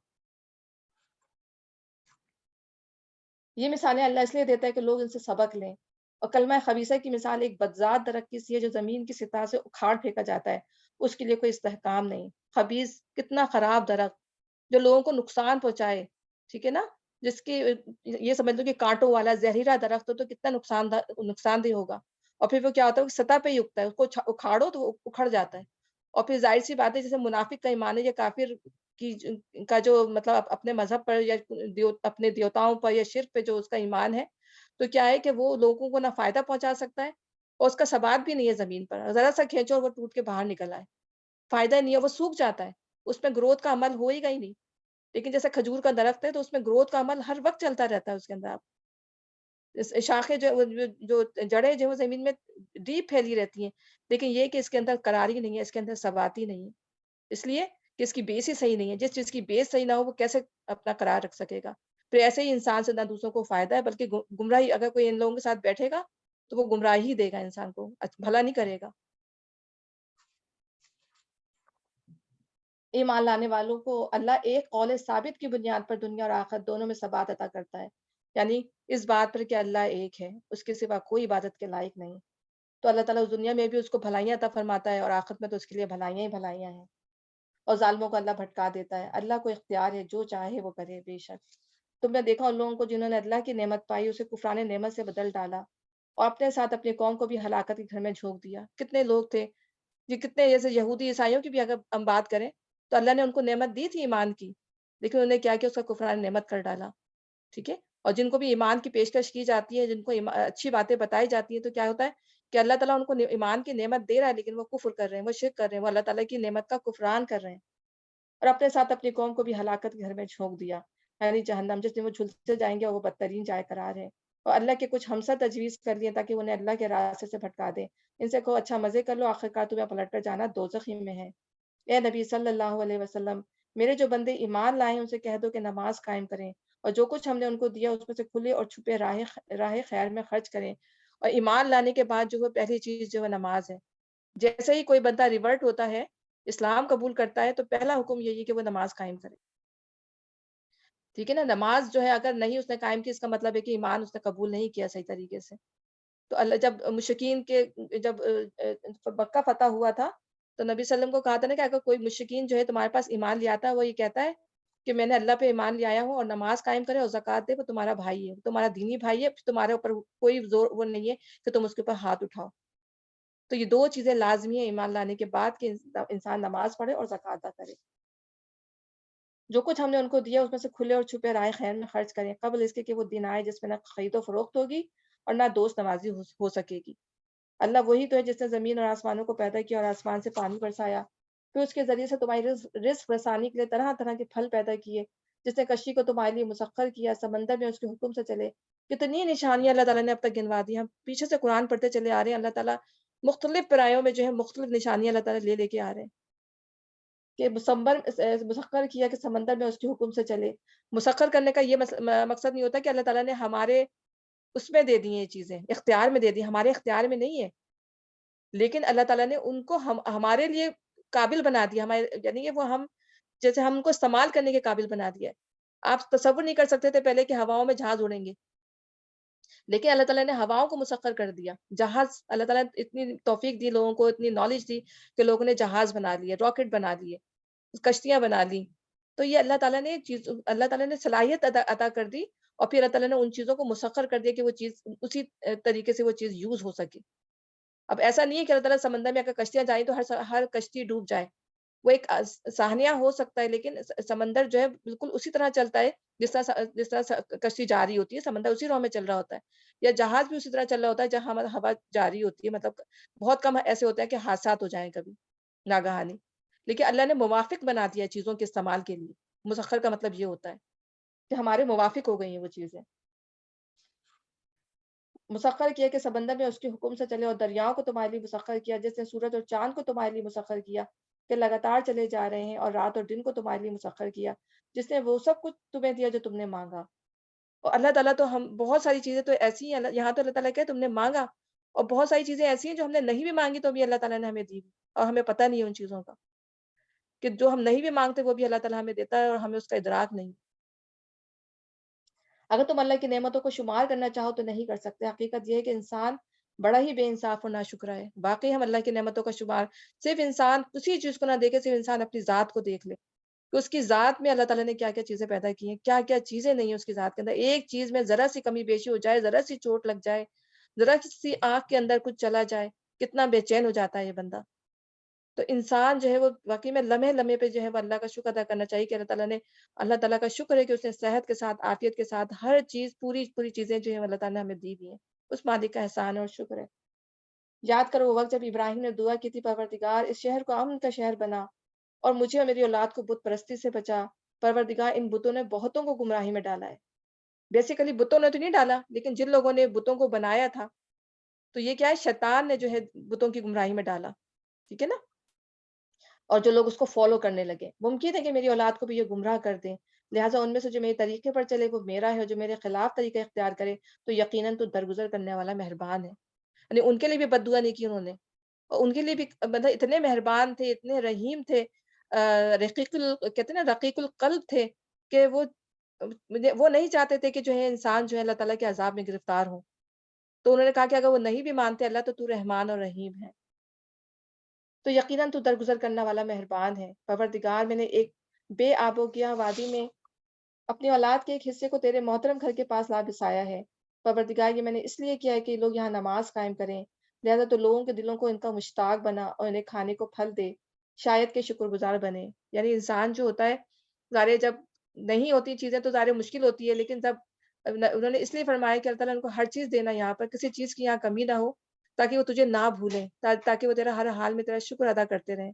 تو انہوں نے اللہ تعالیٰ سے دعا کی کہ اللہ تعالیٰ یہ بالکل بے آب و گیا وادی ہے، یہاں کے لوگوں کو پھل دے، ہر چیز سے نواز یہاں پہ لوگوں کو، شاید کہ شکر گزار بنے۔ پروردگار، تو جانتا ہے جو کچھ ہم چھپاتے ہیں اور جو کچھ ظاہر کرتے ہیں، اور واقعی اللہ سے کچھ بھی چھپا ہوا نہیں ہے، نہ زمین میں نہ آسمانوں میں۔ شکر اس اللہ کا جس نے مجھے اس بڑھاپے میں اسماعیل اور اسحاق جیسے بیٹے دیے۔ حقیقت یہ ہے کہ میرا رب ضرور دعا سنتا ہے۔ کیا وہ دعا نہیں کرتے ہوں گے؟ کتنے عرصے تک انہوں نے دعا کی ہوگی اللہ تعالیٰ سے، اور کرتے رہے ہوں گے، لیکن اللہ تعالیٰ نے ایک وقت لکھا تھا، آزمائش لکھی تھی، اور بڑھاپے میں جا کے جو ہے اللہ تعالیٰ نے ان کو اسماعیل علیہ السلام اور اسحاق علیہ السلام دیے، اور پھر نہ دینے کے بعد جو ہے اللہ تعالیٰ نے پھر ان کی قربانی کا مطالبہ بھی کیا اسماعیل علیہ السلام کی۔ کتنی زیادہ آزمائش تھی ابراہیم علیہ السلام کی کہ جو بیٹا اتنے عرصے بعد ان کو ملا تو اللہ تعالیٰ نے اس کی بھی قربانی مانگ لی۔ تو لیکن ان آزمائشوں سے گزرنے کے بعد جو ہے اللہ تعالیٰ نے ان کو مرتبے کتنے زیادہ دیے۔ مجھے نماز قائم کرنے والا بنا، اور میری اولاد میں سے بھی ایسے لوگ اٹھا جو یہ کام کریں۔ پروردگار، میری دعا قبول کر۔ پروردگار، مجھے اور میرے والدین کو اور سب ایمان لانے والوں کو اس دن معاف کر دے جب حساب قائم ہوگا۔ جو ہم دعا نماز سے پڑھتے ہیں نا، رب اجعلنی مقیم الصلاۃ ومن ذریتی ربنا وتقبل دعا ربنا اغفر لی ولی والدی وللمؤمنین یوم یقوم الحساب۔ اب اس میں انہوں نے اپنے بچوں کے لیے نماز کے لیے خاص طور پہ دعا کی، اپنے لیے نماز کی خاص طور پہ دعا کی۔ یعنی ہم نماز کی امپورٹنس دیکھیں، کیا وہ نماز پڑھنے والے نہیں ہوں گے؟ کیا ان کے بچے نماز پڑھنے والے نہیں ہوں گے؟ اسماعیل علیہ السلام کے بارے میں بھی یہی ان کی تعریف آتی ہے کہ وہ بہت ہمارا نیک بندوں میں سے تھا، صالح بندوں میں سے تھا، اپنے گھر والوں کا نماز کا حکم دیا کرتا تھا۔ تو نماز کتنی زیادہ امپورٹنٹ چیز ہے کہ اگر بچے غفلت برتے ہیں یا ہم غفلت برتے ہیں تو ہمیں دیکھنا چاہیے کہ ہم کس چیز سے غفلت برت رہے ہیں، کیونکہ اگر کچھ کفر کی طرف چلا جاتا ہے بندہ اگر نماز کو چھوڑ دے۔ تو اللہ تعالیٰ ہمیں بچائے، اور ہمارے بچوں کو اور سب کے مسلمانوں کے بچوں کو اللہ تعالیٰ نماز کی اور اپنے راستے پہ چلنے کی توفیق عطا فرما۔ اور دوسری یہ کہ مجھے اور میرے والدین کو، تو یہاں پہ انہوں نے اپنے والدین کے لیے دعا مانگی ہے، لیکن آگے اللہ تعالیٰ نے فرما دیا تھا کہ جب ابراہیم علیہ السلام پہ کھل گیا کہ اس کے والدین جو وہ کافر مرے ہیں، تو پھر وہ بیزار ہو گیا ان سے، پھر وہ دعا کرنی چھوڑ دی۔ یہ اس وقت کی بات ہے جب ان کے والدین زندہ تھے، تو انہوں نے اس وقت دعا کی تھی کہ مجھے اور میرے والدین کو سب ایمان لانے والوں کو اس دن معاف کر دیجیے جبکہ حساب قائم ہوگا۔ اب یہ ظالم لوگ جو کچھ کر رہے ہیں، اللہ کو تم اس سے غافل نہ سمجھو، اللہ تو انہیں ٹال رہا ہے اس دن کے لیے جب حال یہ ہوگا کہ آنکھیں پھٹی کی پھٹی رہ گئیں، سر اٹھائے بھاگے چلے جا رہے ہیں، نظریں اوپر جمی ہیں اور دل اڑے جاتے ہیں۔ اے محمد صلی اللہ علیہ وسلم، اس دن سے تم انہیں ڈراؤ جبکہ عذاب انہیں آ لے گا۔ اس وقت یہ ظالم کہیں گے، اے ہمارے رب، ہمیں تھوڑی سی مہلت اور دے دے، ہم تیری دعوت کو لبیک کہیں گے اور رسولوں کی پیروی کریں گے۔ یہ اگر ہمارے پاس بھی اگر ہم دیکھیں کوئی ارتھکوئک آنے والا ہے یا کوئی ہمارے پر موت کی آنے والی ہے آفت، تو انسان کیا کہے گا، اللہ مجھے تھوڑا سا ٹائم اور مل جائے۔ کوئی بہت بری بیماری لگ گئی یا کچھ ہو تو اللہ مجھے تھوڑا سا، شاید میں نیک عمل کر لوں، مجھے تھوڑا سا ٹائم اور مل جائے۔ دنیا میں بھی انسان کو اللہ تعالیٰ اس طرح چھوٹی چھوٹی چیزیں دکھائے تو بھی انسان تڑپ اٹھے، اور عذاب کو دیکھ کے تو اس کا پھر کیا حال ہوگا۔ مگر انہیں صاف جواب دے دیا جائے گا کہ کیا تم وہی لوگ نہیں ہیں جو اس سے پہلے قسمیں کھا کھا کر کہتے تھے کہ ہم پر تو کبھی زوال آنا ہی نہیں ہے، حالانکہ تم ان قوموں کی بستیوں میں رہ بس چکے ہو جنہوں نے اپنے اوپر آپ ظلم کیا تھا، اور دیکھ چکے تھے کہ ہم نے ان سے کیا سلوک کیا، ان کی مثالیں دے دیکھا ہم تمہیں سمجھا بھی چکے تھے۔ انہوں نے اپنی ساری ہی چالیں چل دیکھی، مگر ان کی ہر چال کا توڑ اللہ کے پاس تھا، اگرچہ ان کی چالیں ایسی غضب کی تھیں کہ پہاڑ ان سے ٹل جائیں۔ ارے اللہ ان کی چالوں کی تعریف کر رہا ہے کہ وہ ایسے تھے، لیکن اللہ کی پلان سے اللہ کی چال کے آگے ان کی کوئی چال نہ چل سکی۔ ایسے بڑے بڑے اللہ تعالیٰ نے ان کو جو ہے وہ پہاڑوں پہ وہ گھر بناتے تھے، اور وہ کہتے تھے کہ ہاں یہ پہاڑ جو ہیں یہ ہمیں بچا لیں گے، ہم تو تباہ برباد ہو ہی نہیں سکتے۔ اور اللہ تعالیٰ ان بڑے بڑے پہاڑوں کے اندر یہ گھر تلاش کے رہتے تھے، اللہ تعالیٰ نے ان پہاڑوں کو تباہ برباد کر دیا۔ اس کے اندر ہی اللہ تعالیٰ نے ان کو مار دیا۔ وہ خود اتنے اونچے اونچے جیسے کھجور کا درخت، ہم کہتے ہیں نا کھجور کے تنوں کی طرح تھے، وہ اتنے اونچے اونچے پورے پورے، آدھے قوم عاد اور قوم سمود، اور وہ ہر جگہ جو ہے جا کے پہاڑوں کے اوپر بتاؤ کتنے مضبوط ہوں گے کہ وہ پہاڑوں پہ گھر بنا لیتے تھے۔ آج تو بڑی بڑی کرینیں اور بڑی بڑی چیزیں ایجاد ہو گئی، وہ کام اب نہیں کر سکتی، وہ چیزیں بھی جو آج جو ٹیکنالوجی حاصل ہے اس کے باوجود بھی پہاڑوں پہ مکان بنانا کوئی اتنا آسان کام نہیں ہے، جو اس زمانے میں اللہ تعالیٰ نے ان قوموں کو عروج دیا ہوا تھا، ان کی چالیں بھی ایسی تھیں، تو اللہ تعالیٰ کہہ رہے ہیں وہ بھی ان کے کسی کام نہیں آئی۔ بس اے نبی صلی اللہ علیہ وسلم، تم ہرگز یہ گمان نہ کرو کہ اللہ کبھی اپنے رسولوں سے کیے ہوئے وعدوں کے خلاف کرے گا۔ اللہ زبردست اور انتقام لینے والا ہے۔ ڈراؤ انہیں اس دن سے جبکہ آسمان اور زمین بدل کر کچھ سے کچھ کر دیے جائیں گے۔ تو آج جو ہم زمین اور آسمان کی جو ایک حالت دیکھ رہے ہیں، بالکل جو ہمارے موافق ہے، ہمارے رہنے کے لحاظ سے ہے، لیکن جب قیامت آئے گی تو اللہ تعالیٰ ان کو جو ہے کچھ سے کچھ کر دے گا، ان کو چینج کر دے گا۔ یہ وہ نہیں ہوں گے جو ہم دیکھ رہے ہیں، ان کی شکل ہی کچھ اور ہو جائے گی۔ اللہ تعالیٰ کہہ رہے ہیں زمین کو کوٹ کوٹ کر اللہ تعالیٰ وہ بالکل ایک پلین سلیٹ بنا دے گا۔ تو جو کچھ دنیا میں جتنی بھی اوپر نیچے زمین جو اوپر نیچے ہمیں نظر آتی ہے، یا اس میں 10,000 چیزیں ہمیں نظر آتی ہیں، لاکھوں بلینز، وہ سب ختم کر دی جائیں گے، وہ ایک پلین ہوگا، اور حشر جو ہے زمین پر ہی قائم کیا جائے گا سارا، کیونکہ انسان یہیں پہ لائے گئے ہیں، تو حشر کا جو نظام ہے وہ یہیں کیا جائے گا، یہیں پہ سارا کچھ ہوگا۔ تو حدیث کی تصریحات سے یہ بات ثابت ہے کہ حشر اسی زمین پر برپا ہوگا، یہیں عدالت قائم ہوگی، یہیں میزان لگائی جائے گی، اور قضیہ زمین برسر زمین ہی چکایا جائے گا، زمین پہ ہی سارے معاملات ہوں گے۔ نیز یہ بھی قرآن حدیث سے ثابت ہے کہ ہماری وہ دوسری زندگی جس میں یہ معاملات پیش آئیں گے محض روحانی نہیں ہوگی، بلکہ ٹھیک اسی طرح جسم و روح کے ساتھ ہم زندہ کیے جائیں گے جس طرح ہم آج زندہ ہیں، اور ہر شخص ٹھیک اسی شخصیت کے ساتھ وہاں موجود ہوگا جسے لیے وہ دنیا سے رخصت ہوا تھا۔ تو یہ زمین جو ابھی ہم کہتے ہیں ایک چھوٹا سا کرہ ہے، اب اللہ تعالیٰ اس کو اپنی اس سے جو ہے، کیونکہ جب انسان مر جائیں گے، جب سور پھونک دیا جائے گا، تو پھر اللہ کہتا ہے نا کہ ایک وقت تک ہوگا کہ وہ مرے پڑے ہوں گے، پھر ایک وقت ہوگا پھر اللہ اٹھائے گا، تو اس وقت اللہ تعالیٰ جس طرح اللہ تعالیٰ نے زمین و آسمان کو اب بنایا تھا نا انسانوں کو پیدا کرنے سے پہلے، تو اللہ تعالیٰ اس کو دوبارہ بنائے گا، وہ زمین کو پھر اللہ تعالیٰ کیا سے کیا کر دے گا، اور آسمان کو اللہ تعالیٰ کیا سے کیا کر دے گا۔ تو وہ بھی بلینس اور کروڑوں، ہم نہیں کہہ سکتے کتنے سالوں پہ وہ محیط ہوگا انسان کا دوبارہ اٹھنا، قیامت کے بیچ کا جو ڈے آف ججمنٹ جب شروع ہوگا اور قیامت کا جب اس کے بیچ میں کتنا لمبا ہو سکا، کوئی نو بڑی نو، کسی کو نہیں پتا، اور اس میں اللہ تعالیٰ کیا چینجز لائیں گے، نو بڑی نو۔ تو یہ زمین اور آسمان جو ہے وہ کچھ سے کچھ کر دیے جائیں گے، اور سب کے سب اللہ واحد و قہار کے سامنے بے نقاب حاضر ہو جائیں گے۔ اس روز تو مجرموں کو دیکھو گے کہ زنجیروں میں ہاتھ پاؤں جکڑے ہوں گے، تارکول کے لباس پہنے ہوئے ہوں گے، اور آگ کے شعلے ان کے چہروں پہ چھائے جا رہے ہوں گے۔ یہ اس لیے ہوگا اللہ ہر متنفس کو اس کے کیے کا بدلہ دے گا، اللہ کو حساب لیتے کچھ دیر نہیں لگتی۔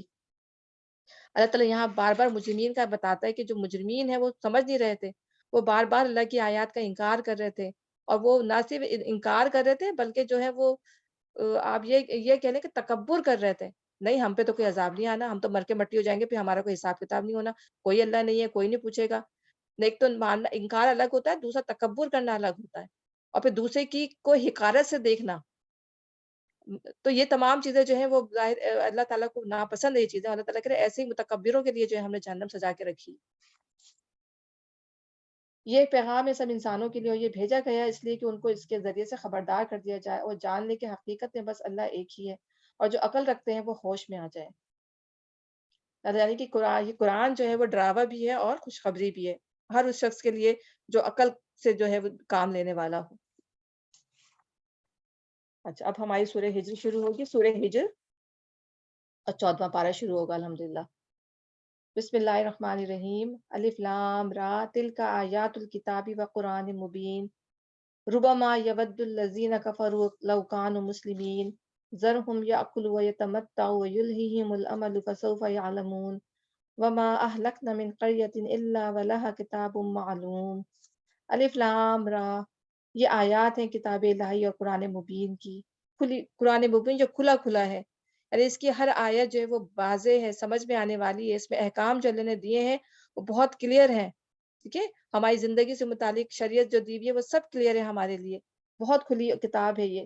بعید نہیں کہ ایک وقت وہ آ جائے جب وہی لوگ جنہوں نے آج دعوت اسلام کو قبول کرنے سے انکار کیا ہے، کر دیا ہے، پچھتا پچھتا کر کہیں گے کاش ہم نے سر تسلیم خم کر دیا ہوتا، چھوڑو انہیں، کھائیں پیئیں مزے کریں اور بھلاوے میں ڈالے رکھیں ان کو جھوٹی امید، عنقریب انہیں معلوم ہو جائے گا۔ بعض دفعہ دنیا میں بھی ہم پچھتاتے ہیں نا، کوئی ہم سے اچھی اپورچونٹی چھن جائے، دنیا کے لحاظ سے ہی چھن جائے، بل فرض کرو کوئی جاب کی بہت اچھی اپورچونٹی آئی، اور فرض کرو ہم اس کا وہی نہیں دیکھ سکے، ہم نے اس کا ایڈورٹائز ہی نہیں دیکھا، اور وہ بڑی اچھی جاب تھی جو ہمارے لیے پاسبل تھی، اور بعد میں ہم کتنا پچھتاتے ہیں، او ہو اگر ہم دیکھ لیتے تو ہمیں بھی اتنی اچھی وہ مل جاتی، یا کوئی اور اپورچونٹی ہوتی ہمیں مل جاتی، تو دنیا پچھتاتے ہیں نا دنیا کے اندر بھی۔ تو اسی طرح وہ لوگ جو ہیں جنہوں نے دنیا میں اچھے کام نہیں کیے ہوں گے وہ وہاں عذاب کو دیکھ کے پچھتائیں گے، کاش ہم نے کچھ کر لیا ہوتا۔ اور وہ لوگ بھی پچھتائیں گے ایک طرح سے کہ جنہوں نے کم عمل کیے ہوں گے، جن کو بالکل لو لیول کی جنتیں ملیں گی، یا جو جہنم میں جانے کے بعد پھر نکل کے جنت میں جائیں گے، تو وہ بھی پچھتائیں گے کاش ہم نے کچھ زیادہ کر لیا ہوتا یا ہم نے کچھ اچھا عمل کر لیا ہوتا۔ تو وہ جن کو اعلیٰ جنتیں ملی ہوئی ہوں گی ان کو دیکھیں گے اور دیکھیں گے کاش ہم نے اور اچھے عمل کیے ہوتے تو ہم اور جنتوں میں ہوتے۔ آج ہم کہتے ہیں نا بس جنت مل جائے، بس جنت مل جائے، لیکن اس وقت بھی وہ آرزو کرے گا کاش میں نے اور اچھا عمل کیا ہوتا، کاش میں نے اور اچھا عمل کیا ہوتا۔ اور ایسے ہوں گے رینک جیسے ہم ابھی ستاروں کو دیکھتے ہیں نا، ابھی ہمیں دوسرے ستارے نظر آتے ہیں، اس طرح سے جو ہیں وہ صالحین لوگوں کے، انبیاء صدیقین کے ایسے رینک ہوں گے کہ آپ دور سے دیکھیں گے ستارے آپ کو نظر آ رہے ہیں، اس طرح کے ہوں گے رینک۔ اللہ تعالیٰ ہمیں بھی ان لوگوں میں شامل کرے، آمین ثم۔ کاش ہم نے سر تسلیم خم کر دیا ہوتا، چھوڑو انہیں، کھائیں پیئیں مزے کریں اور بھلاوے میں ڈالے رکھیں ان کو جھوٹی امید، ان قریب انہیں معلوم ہو جائے گا۔ ہم نے اس سے پہلے جس بستی کو بھی ہلاک کیا اس کے لیے ایک خاص بنت عمل لکھی جا چکی تھی، یعنی اللہ تعالیٰ نے ہر قوم کا ایک وقت لکھا ہے، اور کوئی بھی جو ہے اس سے پہلے نہ، اللہ تعالیٰ اس سے پہلے جو کسی قوم کو بھی تباہ و برباد نہیں کرتا یا ان کو چھوٹ نہیں دیتا، جو بھی اس کا معاملہ کرنا ہوتا ہے ایک وقت اللہ تعالیٰ نے لکھ کے بھیجا ہوا ہے اور کتاب میں لکھا ہوا ہے اللہ کے پاس۔ کوئی قوم نہ اپنے وقت مقرر سے پہلے ہلاک ہو سکتی ہے نہ اس کے بعد چھوٹ سکتی ہے۔ یہ لوگ کہتے ہیں وہ شخص جس پر ذکر نازل ہوا ہے تو یقیناً دیوانہ ہے۔ کیسا ذکر کر رہے ہیں بتائیں؟ اللہ تعالیٰ جو قرآن نازل ہوا ہے نبی صلی اللہ علیہ وسلم پر، وہ کہہ رہے ہیں تو دیوانہ ہے، کیا ہو گیا ہے؟ پہلے تو تم ٹھیک ٹھاک انسان تھے، اب تمہیں کیا ہو گیا ہے کہ تم ہم سے جو ہے اس طرح کی باتیں کرتے ہو؟ اگر تو سچا ہے تو ہمارے سامنے فرشتوں کو کیوں نہیں لے آتا؟ ہم فرشتوں کو یوں ہی نہیں اتار دیا کرتے، وہ جب اترتے ہیں تو حق کے ساتھ اترتے ہیں، پھر لوگوں کو مہلت نہیں دی جاتی۔ رہا ٹھیک ہے نا، یا تو پھر خوشخبری لے کے اترتے ہیں یا پھر عذاب لے کے اترتے ہیں۔ رہا یہ ذکر تو اس کو ہم نے نازل کیا اور ہم خود ہی اس کے نگہبان ہیں۔ اللہ تعالیٰ نے کیا کہا تھا؟ قرآن کی حفاظت ہم کریں گے، تو اللہ تعالیٰ نے اس کی حفاظت کا وعدہ لیا، تو 1400 سال دیکھیں، اللہ تعالیٰ نے تورات اور زبور کا وعدہ نہیں لیا تھا، قرآن میں اللہ نے کہا ہے کہ ہم اس کی خود حفاظت کریں گے، ہم نگہبان ہیں اس کے۔ تو 1400 سال ہو گئے ہیں آج، لیکن یہ کہ اس کتاب کی جو ہے ایک ایک حرف جو ہے وہ اسی طریقے سے ہے، اس میں کوئی چینج، اس کے زبر پیش میں کوئی چینج نہیں لا سکا کوئی۔ اے محمد صلی اللہ علیہ وسلم، ہم تم سے پہلے بہت سی گزری قوموں میں رسول بھیج چکے ہیں، کبھی ایسا نہیں ہوا کہ ان کے پاس بھی رسول آیا ہو انہوں نے اس کا مذاق نہ اڑایا ہو۔ مجرمین کے دلوں میں تو ہم اس ذکر کو اسی طرح سلاخ کے مانند گزارتے ہیں۔ تو آپ دیکھیں جب ان کے سامنے نبی صلی اللہ علیہ وسلم جب ذکر کرتے ہوں گے تو کیسے سیخ پا ہو جاتے ہوں گے وہ غصے میں کہ ہم بس نبی کو ناؤذ باللہ، دیکھیں قتل ہی کرنے کی بنا لی تھی نا پوری انہوں نے پلان کہ کس طرح ختم کر دیں۔ وہ نبی صلی اللہ علیہ وسلم کو اپنے لیے فطرہ سمجھتے تھے کہ انہوں نے آ کے جو ہے ہمارے خاندان کے خاندان تباہ کر دیے، بیٹے جدا کر دیے، ماں باپ جدا کر دیے، تو یہ تو وہ اس کو غلط سمجھتے تھے۔ تو اللہ تعالیٰ کہ جو مجرمین ہوتے ہیں نا، تو اچھی بات جو ہے وہ ان کے دلوں میں جو ہے سلاخ کے مانند گزرتی ہے، وہ اس پر ایمان نہیں لایا کرتے۔ قدیم سے اس خماش کے لوگوں کا یہی طریقہ ہے، اگر ہم ان پہ آسمان کا کوئی دروازہ کھول دیتے، وہ دن دہاڑے اس میں چڑھنے بھی لگتے، تب بھی وہ یہ کہتے کہ ہماری آنکھوں کو دھوکا ہو رہا ہے، بلکہ ہم پر جادو کر دیا گیا ہے۔ یہ ہماری کار فرمائی ہے کہ آسمان میں ہم نے بہت سے مضبوط قلعے بنائے، ان کو دیکھنے والوں کے لیے مزین کیا، یعنی اسٹارز اللہ تعالیٰ نے جو بنائے ہیں، سیارے بنائے ہیں، اسٹارز بنائے ہیں، تو یہ آسمان کے اندر جو ہے وہ مضبوط قلعے ہیں، اور یہ اپنی ایک گریوٹی کے تحت جو ہے ایک دوسرے سے ڈسٹینس ہے، اور ہر سیارہ جو ہے جو گلیکسیز ہیں ان کے اندر جو بھی سیارے ہیں، ستارے ہیں، وہ سب اپنے اپنے آربٹ میں گھوم رہے ہیں، ایک کشش کے تحت سب الگ الگ ہیں، ٹھیک ہے نا۔ اور ایسا یہ نہیں ہے کہ اب جب یہ قیامت آئے گی تو یہ کشش ختم ہو جائے گی اور تمام چیزیں جو ہے دوبارہ ایک ہی جگہ جہاں سے یہ شروع ہوئی تھی وہیں جا کے گر جائیں گی، جیسے بگ بینگ تھوڑی سے نکلی تھی نا ساری چیزیں، تو یہ کشش اب پھر اللہ نے ان کے اندر کشش پیدا کی ہے، کشش سے مراد ہے کہ ان کے ڈسٹنٹ رہنے کی جو ان کی جو طاقت ہے وہ ابھی ان کے اندر ہے، گریوٹی ہے کہ وہ جس کی وجہ سے ڈسٹینس ہے، لیکن وہ ڈسٹینس پہ اللہ تعالیٰ قیامت جب آئے گی تو وہ ختم کر دی جائیں گی اور چیزیں سب اپنی اس میں واپس آ جائیں گی جس حال میں وہ تھیں پہلے. تو اب مضبوط قلعے بنائے اللہ تعالیٰ فرما رہا ہے. برج اللہ کہہ رہا ہے برو وس سمائی بروج وزیناها للناظرین. تو ستارے ہمیں دیکھیں، سٹارز ہمیں کتنے خوبصورت لگتے ہیں، اس آسمان کو دیکھیں کتنا خوبصورت لگتا ہے، اور ہر شیطان مردود سے ان کو محفوظ کر دیا. تو شیطان جو ہے اس میں راہ نہیں پا سکتے ہیں، یعنی وہ پھر وہاں پہ فرشتے ہوتے ہیں، ان جگہوں پہ بھی ساری جو ہے پورے آسمان پہ جو ہے فرشتے ہی فرشتے ہیں. ٹھیک ہے، تو وہ شیطان کو سنگل لینے کے لیے جاتے ہیں تو کیا کرتے ہیں، ان پہ ایک پہ شعاب ثاقب جو ہوتا ہے وہ ان کا پیچھا کرتا ہے، وہ کیا کرتے ہیں، وہ شعلے پھینکتے ہیں فرشتے، تاکہ وہ جو ہے کچھ سنگل نہ لے لیں. اور جب نبی صلی اللہ علیہ وسلم کی پیدائش ہو رہی تھی، اللہ تعالیٰ نے پیدائش ہو گئی تھی اور ان کو اللہ تعالیٰ نے پروفٹ بنانے کا فیصلہ کر لیا تھا، تو ظاہر آسمانوں میں فیصلے ہو رہے تھے. تو وہ جنوں کی بات یہاں پہ قرآن کے اندر ہی نقل کی گئی ہے کہ ہمیں سمجھ نہیں آتا تھا کہ اتنے زیادہ شہاب ثاقب مطلب ہمارے جب ستاروں سے اٹا پڑا ہے آسمان، اور ہم جو ہے کوئی جگہ ایسی نہیں پاتے کہ ہم اس میں راستہ بنا لیں آسمان میں، اور جیسے ہم راستہ بنانے کی کوشش کرتے ہیں ایک شعاب ثاقب جو ہے ہمیں مار بھگاتا ہے. تو ہمیں یہ سمجھ میں نہیں آتا تھا کہ اللہ تعالیٰ نے اس قوم کے ساتھ اچھا کرنے کا فیصلہ کیا یا برا کرنے کا فیصلہ کیا. تو یہی معاملہ ہے کہ جب یہ کیونکہ اس وقت جو فیصلے ہو رہے تھے نبی صلی اللہ علیہ وسلم کو پروفٹ بنانے کے اور زمین کی اصلاح کرنے کے، سارے معاملات ڈسکس ہو رہے تھے وہاں پر. تو فرشتوں تو شیطانوں کو کہ کانوں کان خبر نہیں تھی کہ کیا معاملات ہو رہے ہیں، اتنا زیادہ اللہ تعالیٰ نے پھیرا کیا ہوا تھا آسمان کے اوپر. تو یہیں پہ یہ بات وہ بتا رہے کہ ہر شیطان مردود سے ان کو محفوظ کر دیا. کوئی شیطان ان میں راہ نہیں پا سکتا الا یہ کہ کچھ سن لے لے. اور ابھی ہم سورہ شعراء پڑھیں گے، اس میں کہیں گے نا شاعروں کو کیا کرتے ہیں، یہ کچھ تھوڑا بہت سن لیتے ہیں اور کچھ اپنی طرف سے ملا کے جو ہے کاہنوں کے اور شاعروں کے کانوں میں ڈال دیتے ہیں، اور وہ بھی اپنی طرف سے کچھ ملا کے جو ہے وہ کہتے ہیں کہ یہ جو ہے ہمیں غیب کی طرف سے ملا ہے، یا ہمیں اس کی نالج ہے، جنہوں نے جنوں کو قابو میں کیا ہوا ہوتا ہے، جو جادو ٹونے کرتے ہیں. یہ سب یہ شیطانی کام کہ وہ کچھ سن گن لے لیتے ہیں تھوڑی بہت، یہ سمجھے کہ 1% 2%، اور اس میں اپنی طرف سے ملا کر پھر یہ اپنے کاہنوں کے کانوں میں ڈال دیتے ہیں، جس سے وہ دنیا کے لوگوں کو جو ہے وہ جادو کرتے ہیں اور دوسروں کو اپنی باتوں میں لے کے آتے ہیں. تو اللہ یہ کہ کچھ سنگن لے لے، اور جب وہ کچھ سنگن لینے کی کوشش کرتا ہے تو ایک شعلہ روشن اس کا پیچھا کرتا ہے. ہم نے زمین کو پھیلایا، اس میں پہاڑ جمائے، اس میں ہر نوع کی نباتات ٹھیک ٹھیک نپی تلی مقدار کے ساتھ اگائی، اور اس میں معیشت کے اسباب فراہم کیے تمہارے لیے بھی اور بہت سی مخلوقات کے لیے بھی جن کے رازق تم نہیں ہو. پھر اللہ تعالیٰ پھر مزید اپنی نشانیاں بتا رہے ہیں کہ اللہ ہی ہے جس نے زمین کو پھیلایا، اور زمین کو پھیلانے کے لیے اللہ تعالیٰ نے اس میں جو ہے پہاڑ لگا دیے. اتنے ڈیپ ہے پہاڑ اس کے اندر کہ زمین جو ہے وہ لے کر جو ہے ہم لوگوں کو دھلک نہ جائے. جب یہ زمین تیز تیز تیز حرکت نہ کرے، تو اللہ تعالیٰ نے ایک تناسب کے ساتھ زمین کو رکھا ہوا ہے، ایک عدل کے ساتھ زمین کو رکھا ہوا ہے. ٹھیک ہے نا. تو اس میں پھر اللہ تعالیٰ نے نہ صرف زمین کو ایک مطلب ایک شکل دے دی ہے، اس میں ایک تناسب برپا کر دیا، اس کے علاوہ اللہ تعالیٰ نے کیا کیا کہ اس میں اللہ تعالیٰ نے ایک مقدار کا پانی اتارا، کہ پانی بھی اللہ تعالیٰ نے ایک مقدار سے اتارا، پھر اس سے جو ہے زمین کے اندر اللہ نے ہر طرح کی فصل اگائی، ہر طرح کی نباتات، ہر طرح کی زندہ مخلوق. ٹھیک ہے، چاہے وہ چرند ہو، چاہے وہ پرند ہو، چاہے وہ جانور ہو، چاہے وہ نباتات ہو، ہر چیز اللہ تعالیٰ نے وہ ایک مخصوص مقدار کے مطابق جو اللہ تعالیٰ نے کی. اور یہ نہیں ہوتا کہ ایک پھل جو ہے ایک جو ہے وہ ویجیٹیبل یا ایک پھل جو وہ کثیر تعداد میں اگتا چلا جا رہا نہیں. ہر چیز کا ایک وقت ہے، ایک موسم میں اگتا ہے، دوسرے موسم میں وہ نہیں اگتا، اس کی ایک حد پہ آ کے وہ گرو ہوتا ہے، اور ایک حد پہ آ کے جو وہ رک جاتی ہے اس کی گروتھ. ٹھیک ہے نا. انسان کا بھی یہی معاملہ ہے کہ ایک حد تک وہ گرو ہوتا ہے، اس کے بعد اس کی گروتھ رک جاتی ہے، ایک حد تک اس کی نسل برقرار رہتی ہے، اس کے بعد وہ نسل جو ہے وہ آگے نہیں بڑھ سکتی. تو اللہ تعالیٰ اگر یہ چیز ایسی اگر یہ اللہ کا بنایا ہوا نظام نہیں ہوتا، ٹھیک ہے، یہ خود بخود چل رہا ہوتا ہے، سوچنے کی بات ہے، بہت غور کرنے کی بات ہے.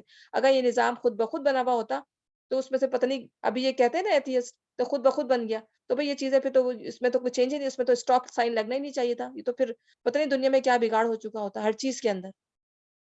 حتم مطلب کہ زمین جو ہے پتہ نہیں کس چیز کا مجموعہ بن چکی ہوتی.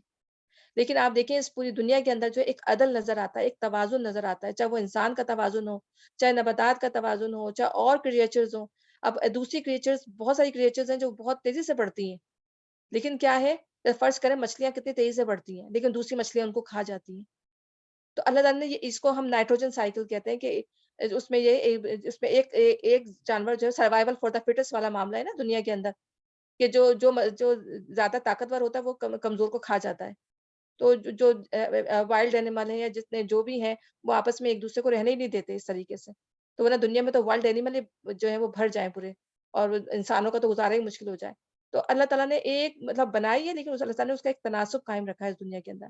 بارش ہونی ہے تو بھی اس کا تناسب ہے. آپ دیکھیں سنو ہوتی ہے تو سنو کا بھی ایک تناسب ہے. آپ دیکھیں سنو ختم ہو جاتی ہے پھر سنو اللہ تعالیٰ برسات دیتے ہیں. تو اللہ تعالیٰ نے ہر چیز کا ایک تناسب ایک وہ رکھا ہے ہمارے لیے. اور پھر انہی چیزوں سے ہم اپنی معیشت کا مطلب ہوتا ہے زندگی گزارنے کے طریقے یا دنیا گزارنے کے وسائل، وہ اللہ تعالیٰ نے نہ صرف ہمارے لیے پرووائڈ کیے بلکہ ہر جاندار کے لیے اللہ تعالیٰ نے اس کے مطابق پرووائڈ کیے. بہت سی مخلوقات کے لیے جن کے رازق تم نہیں ہو، یعنی ایسی مخلوقات بھی ہیں. بعض چیزوں کو تم سمجھتے ہو کہ ہم رزق دے رہے ہیں، یعنی ہمارے بعض لوگ جو ہیں بزنس میں باس ہوتے ہیں، اور وہ جو ہے لوگ ان کے انڈر کام کر رہے ہوتے ہیں، تو وہ سمجھتے ہیں کہ بھائی ہمارے اس پہ پل رہے ہیں لوگ. ٹھیک ہے، بعض چیزوں میں یہ کہہ سکتے ہیں لوگ کہ بھائی ہمارے اس پہ پل رہے ہیں، حالانکہ اللہ ہی پال رہا ہوتا ہے. لیکن اللہ کرے بعض ایسی چیزیں بھی ہیں جن کے تم رازق نہیں ہو، ان کو بھی اللہ تعالیٰ رزق دیتا ہے. بعض چیزوں میں تم اپنا کلیم کر سکتے ہو، حالانکہ وہ بھی اللہ کی طرف سے ہیں، وہ تمہاری طرف سے نہیں ہے. لیکن جو شرک اور کفر میں مبتلا ہیں وہ یہ کہہ سکتے ہیں کہ ہاں ہم تو کھلا رہے ہیں ان کو. کون کھلا رہا ہے؟ کہتے ہیں بہت ساری ہم نے پڑھا ہے اس کے اندر. ٹھیک ہے نا. لیکن یہ کہہ رہے ہیں کہ اور جو دوسری چیزیں ان کو کون رزق دے رہا ہے؟ وہ کیوں زندہ ہے زمین کے اندر؟ جو زمین کے اندر جو بہت ہی کہتے ہیں نا کہ باریک کیڑا بھی ہو زمین کے اندر، رات کی کالی جو کالی رات کے اندر کالے پہاڑ پر کالی چونٹی آپ کہیں جو نظر بھی نہ آئے، اس کو بھی اللہ تعالیٰ جو ہے وہ رزق دے رہا ہوتا ہے. ایک پہاڑ کے اندر جو ایک کیڑا ہو، اس کے منہ سے بھی جو ہے وہ آپ دیکھیں اس کے منہ میں بھی کچھ نہ کچھ ہوگا. تو یہ اللہ تعالیٰ جانتا ہے کہ اب کس چیز کو کہاں پر کس وقت رزق دینا ہے، یہ اللہ تعالیٰ کے بہتر جانتا ہے. کوئی چیز ایسی نہیں جس کے خزانے ہمارے پاس نہ ہوں، اور جس چیز کو ہم نازل کرتے ہیں ایک مقرر مقدار میں نازل کرتے ہیں. بے شک 12 ہواؤں کو ہم ہی بھیجتے ہیں، پھر آسمان سے پانی برساتے ہیں، اس پانی سے تمہیں سیراب کرتے ہیں. اس دولت کے خزانہ دار تم نہیں ہو.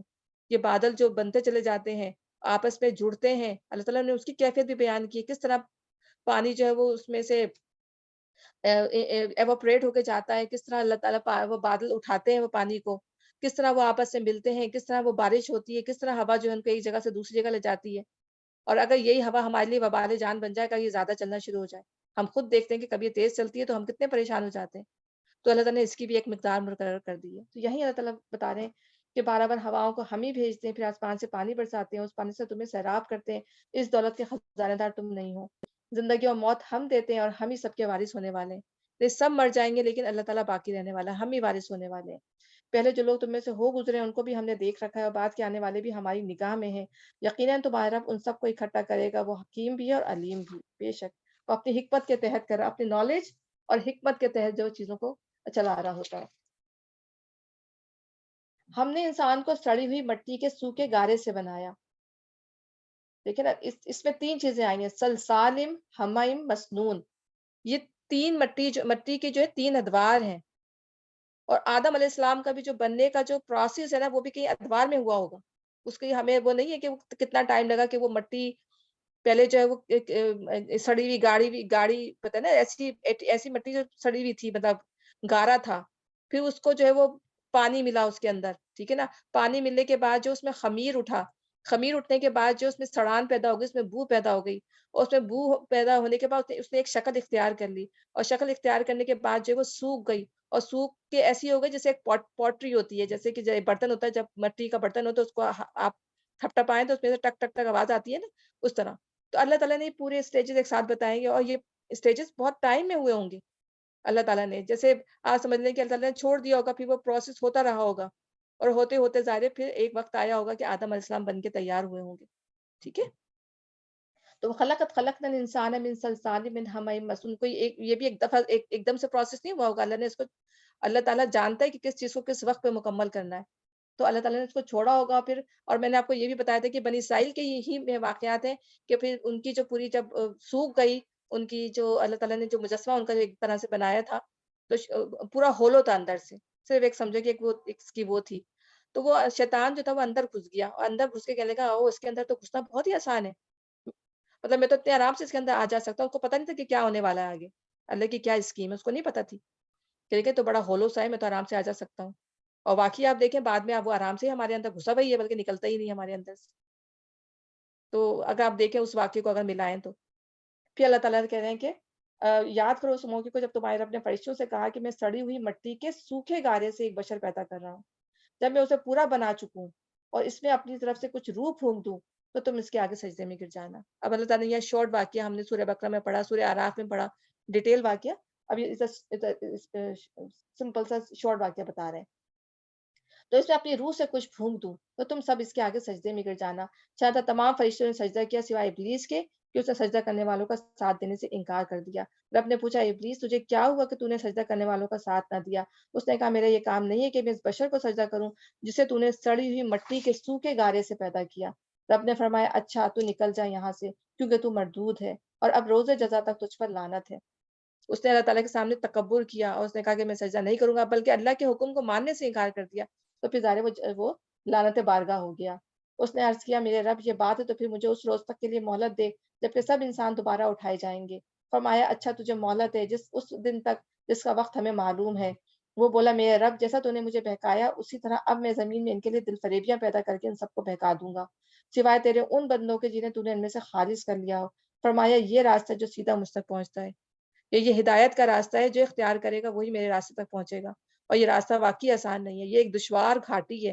اللہ تعالیٰ نے خود سورہ توبہ میں بتایا ہے کہ میرے مومن بندوں نے دشوار گزار گھاٹی سے گزرنا پسند کیا، اور وہ جو لوگ جو نافرمان تھے، جو ایمان لانے والے نہیں تھے، انہوں نے اس دشوار گزار گھاٹی سے گزرنا پسند نہیں کیا. اور بتاؤں کہ تمہیں دشوار گزار گھاٹی کیا ہے، اور اس میں تمام حقوق اللہ کے حقوق سے لے کے تمام جو حقوق ہیں، حقوق العباد، وہ تمام اللہ تعالیٰ نے بیان کیے ہیں کہ اگر ان تمام چیزوں کو تم پورا کر دو، ماں باپ کے حقوق کے، مساکین کے، یتیموں کے، مسکینوں کے، مسافر کے، جو بھی حقوق ہیں اور جو بھی اچھی اخلاقیات ہیں، کیونکہ اعمال میں سب سے زیادہ وزن جو ہے وہ اخلاق کا ہوگا انسان کے، کہ انسان کا اخلاق کتنا بہترین ہے. تو یہ تمام چیزیں جو ہے اللہ تعالیٰ کہہ رہے ہیں کہ یہ دشوار صبر کرنا سب سے بڑی بات، کوئی مشکل آپ کے اوپر آ جائے وہ صبر کرنا. یہ تمام چیزیں اگر ان دشوار گزر گھاٹی سے بندہ گزر گیا تو اصل میں یہی راستہ جو ہے وہ سیدھا ہے جو اللہ تک پہنچے گا. بے شک جو میرے حقیقی بندے ہیں ان پر تیرا بس نہ چلے گا. تیرا بس تو صرف ان بہکے ہوئے لوگوں پر چلے گا جو تیری پیروی کریں گے، اور ان سب کے لیے جہنم کی وعید ہے. اللہ تعالیٰ ہمیں بچائے. یہ جہنم جس کی وعید پیروان ابلیس کے لیے کی گئی ہے اس کے 7 دروازے ہیں. ہر دروازے کے لیے ان میں سے ایک حصہ مخصوص کر دیا گیا ہے. یہ جہنم کے 7 دروازے ہیں. ٹھیک ہے نا.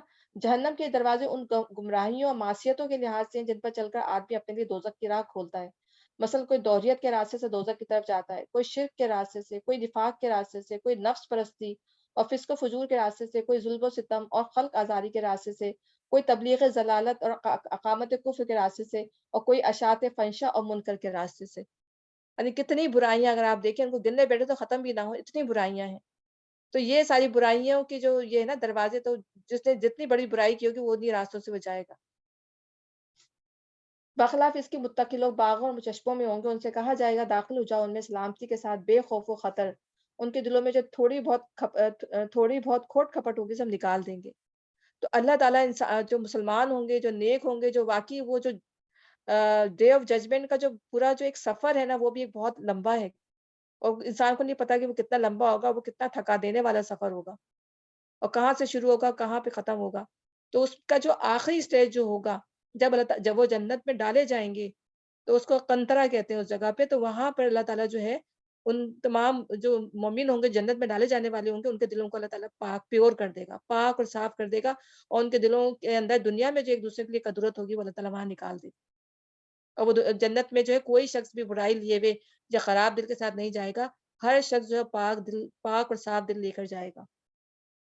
وہ آپس میں بھائی بھائی بن کر آمنے سامنے تختوں پر بیٹھیں گے. انہیں نہ وہاں کسی مشقت سے پالا پڑے گا اور نہ وہ وہاں سے نکالے جائیں گے.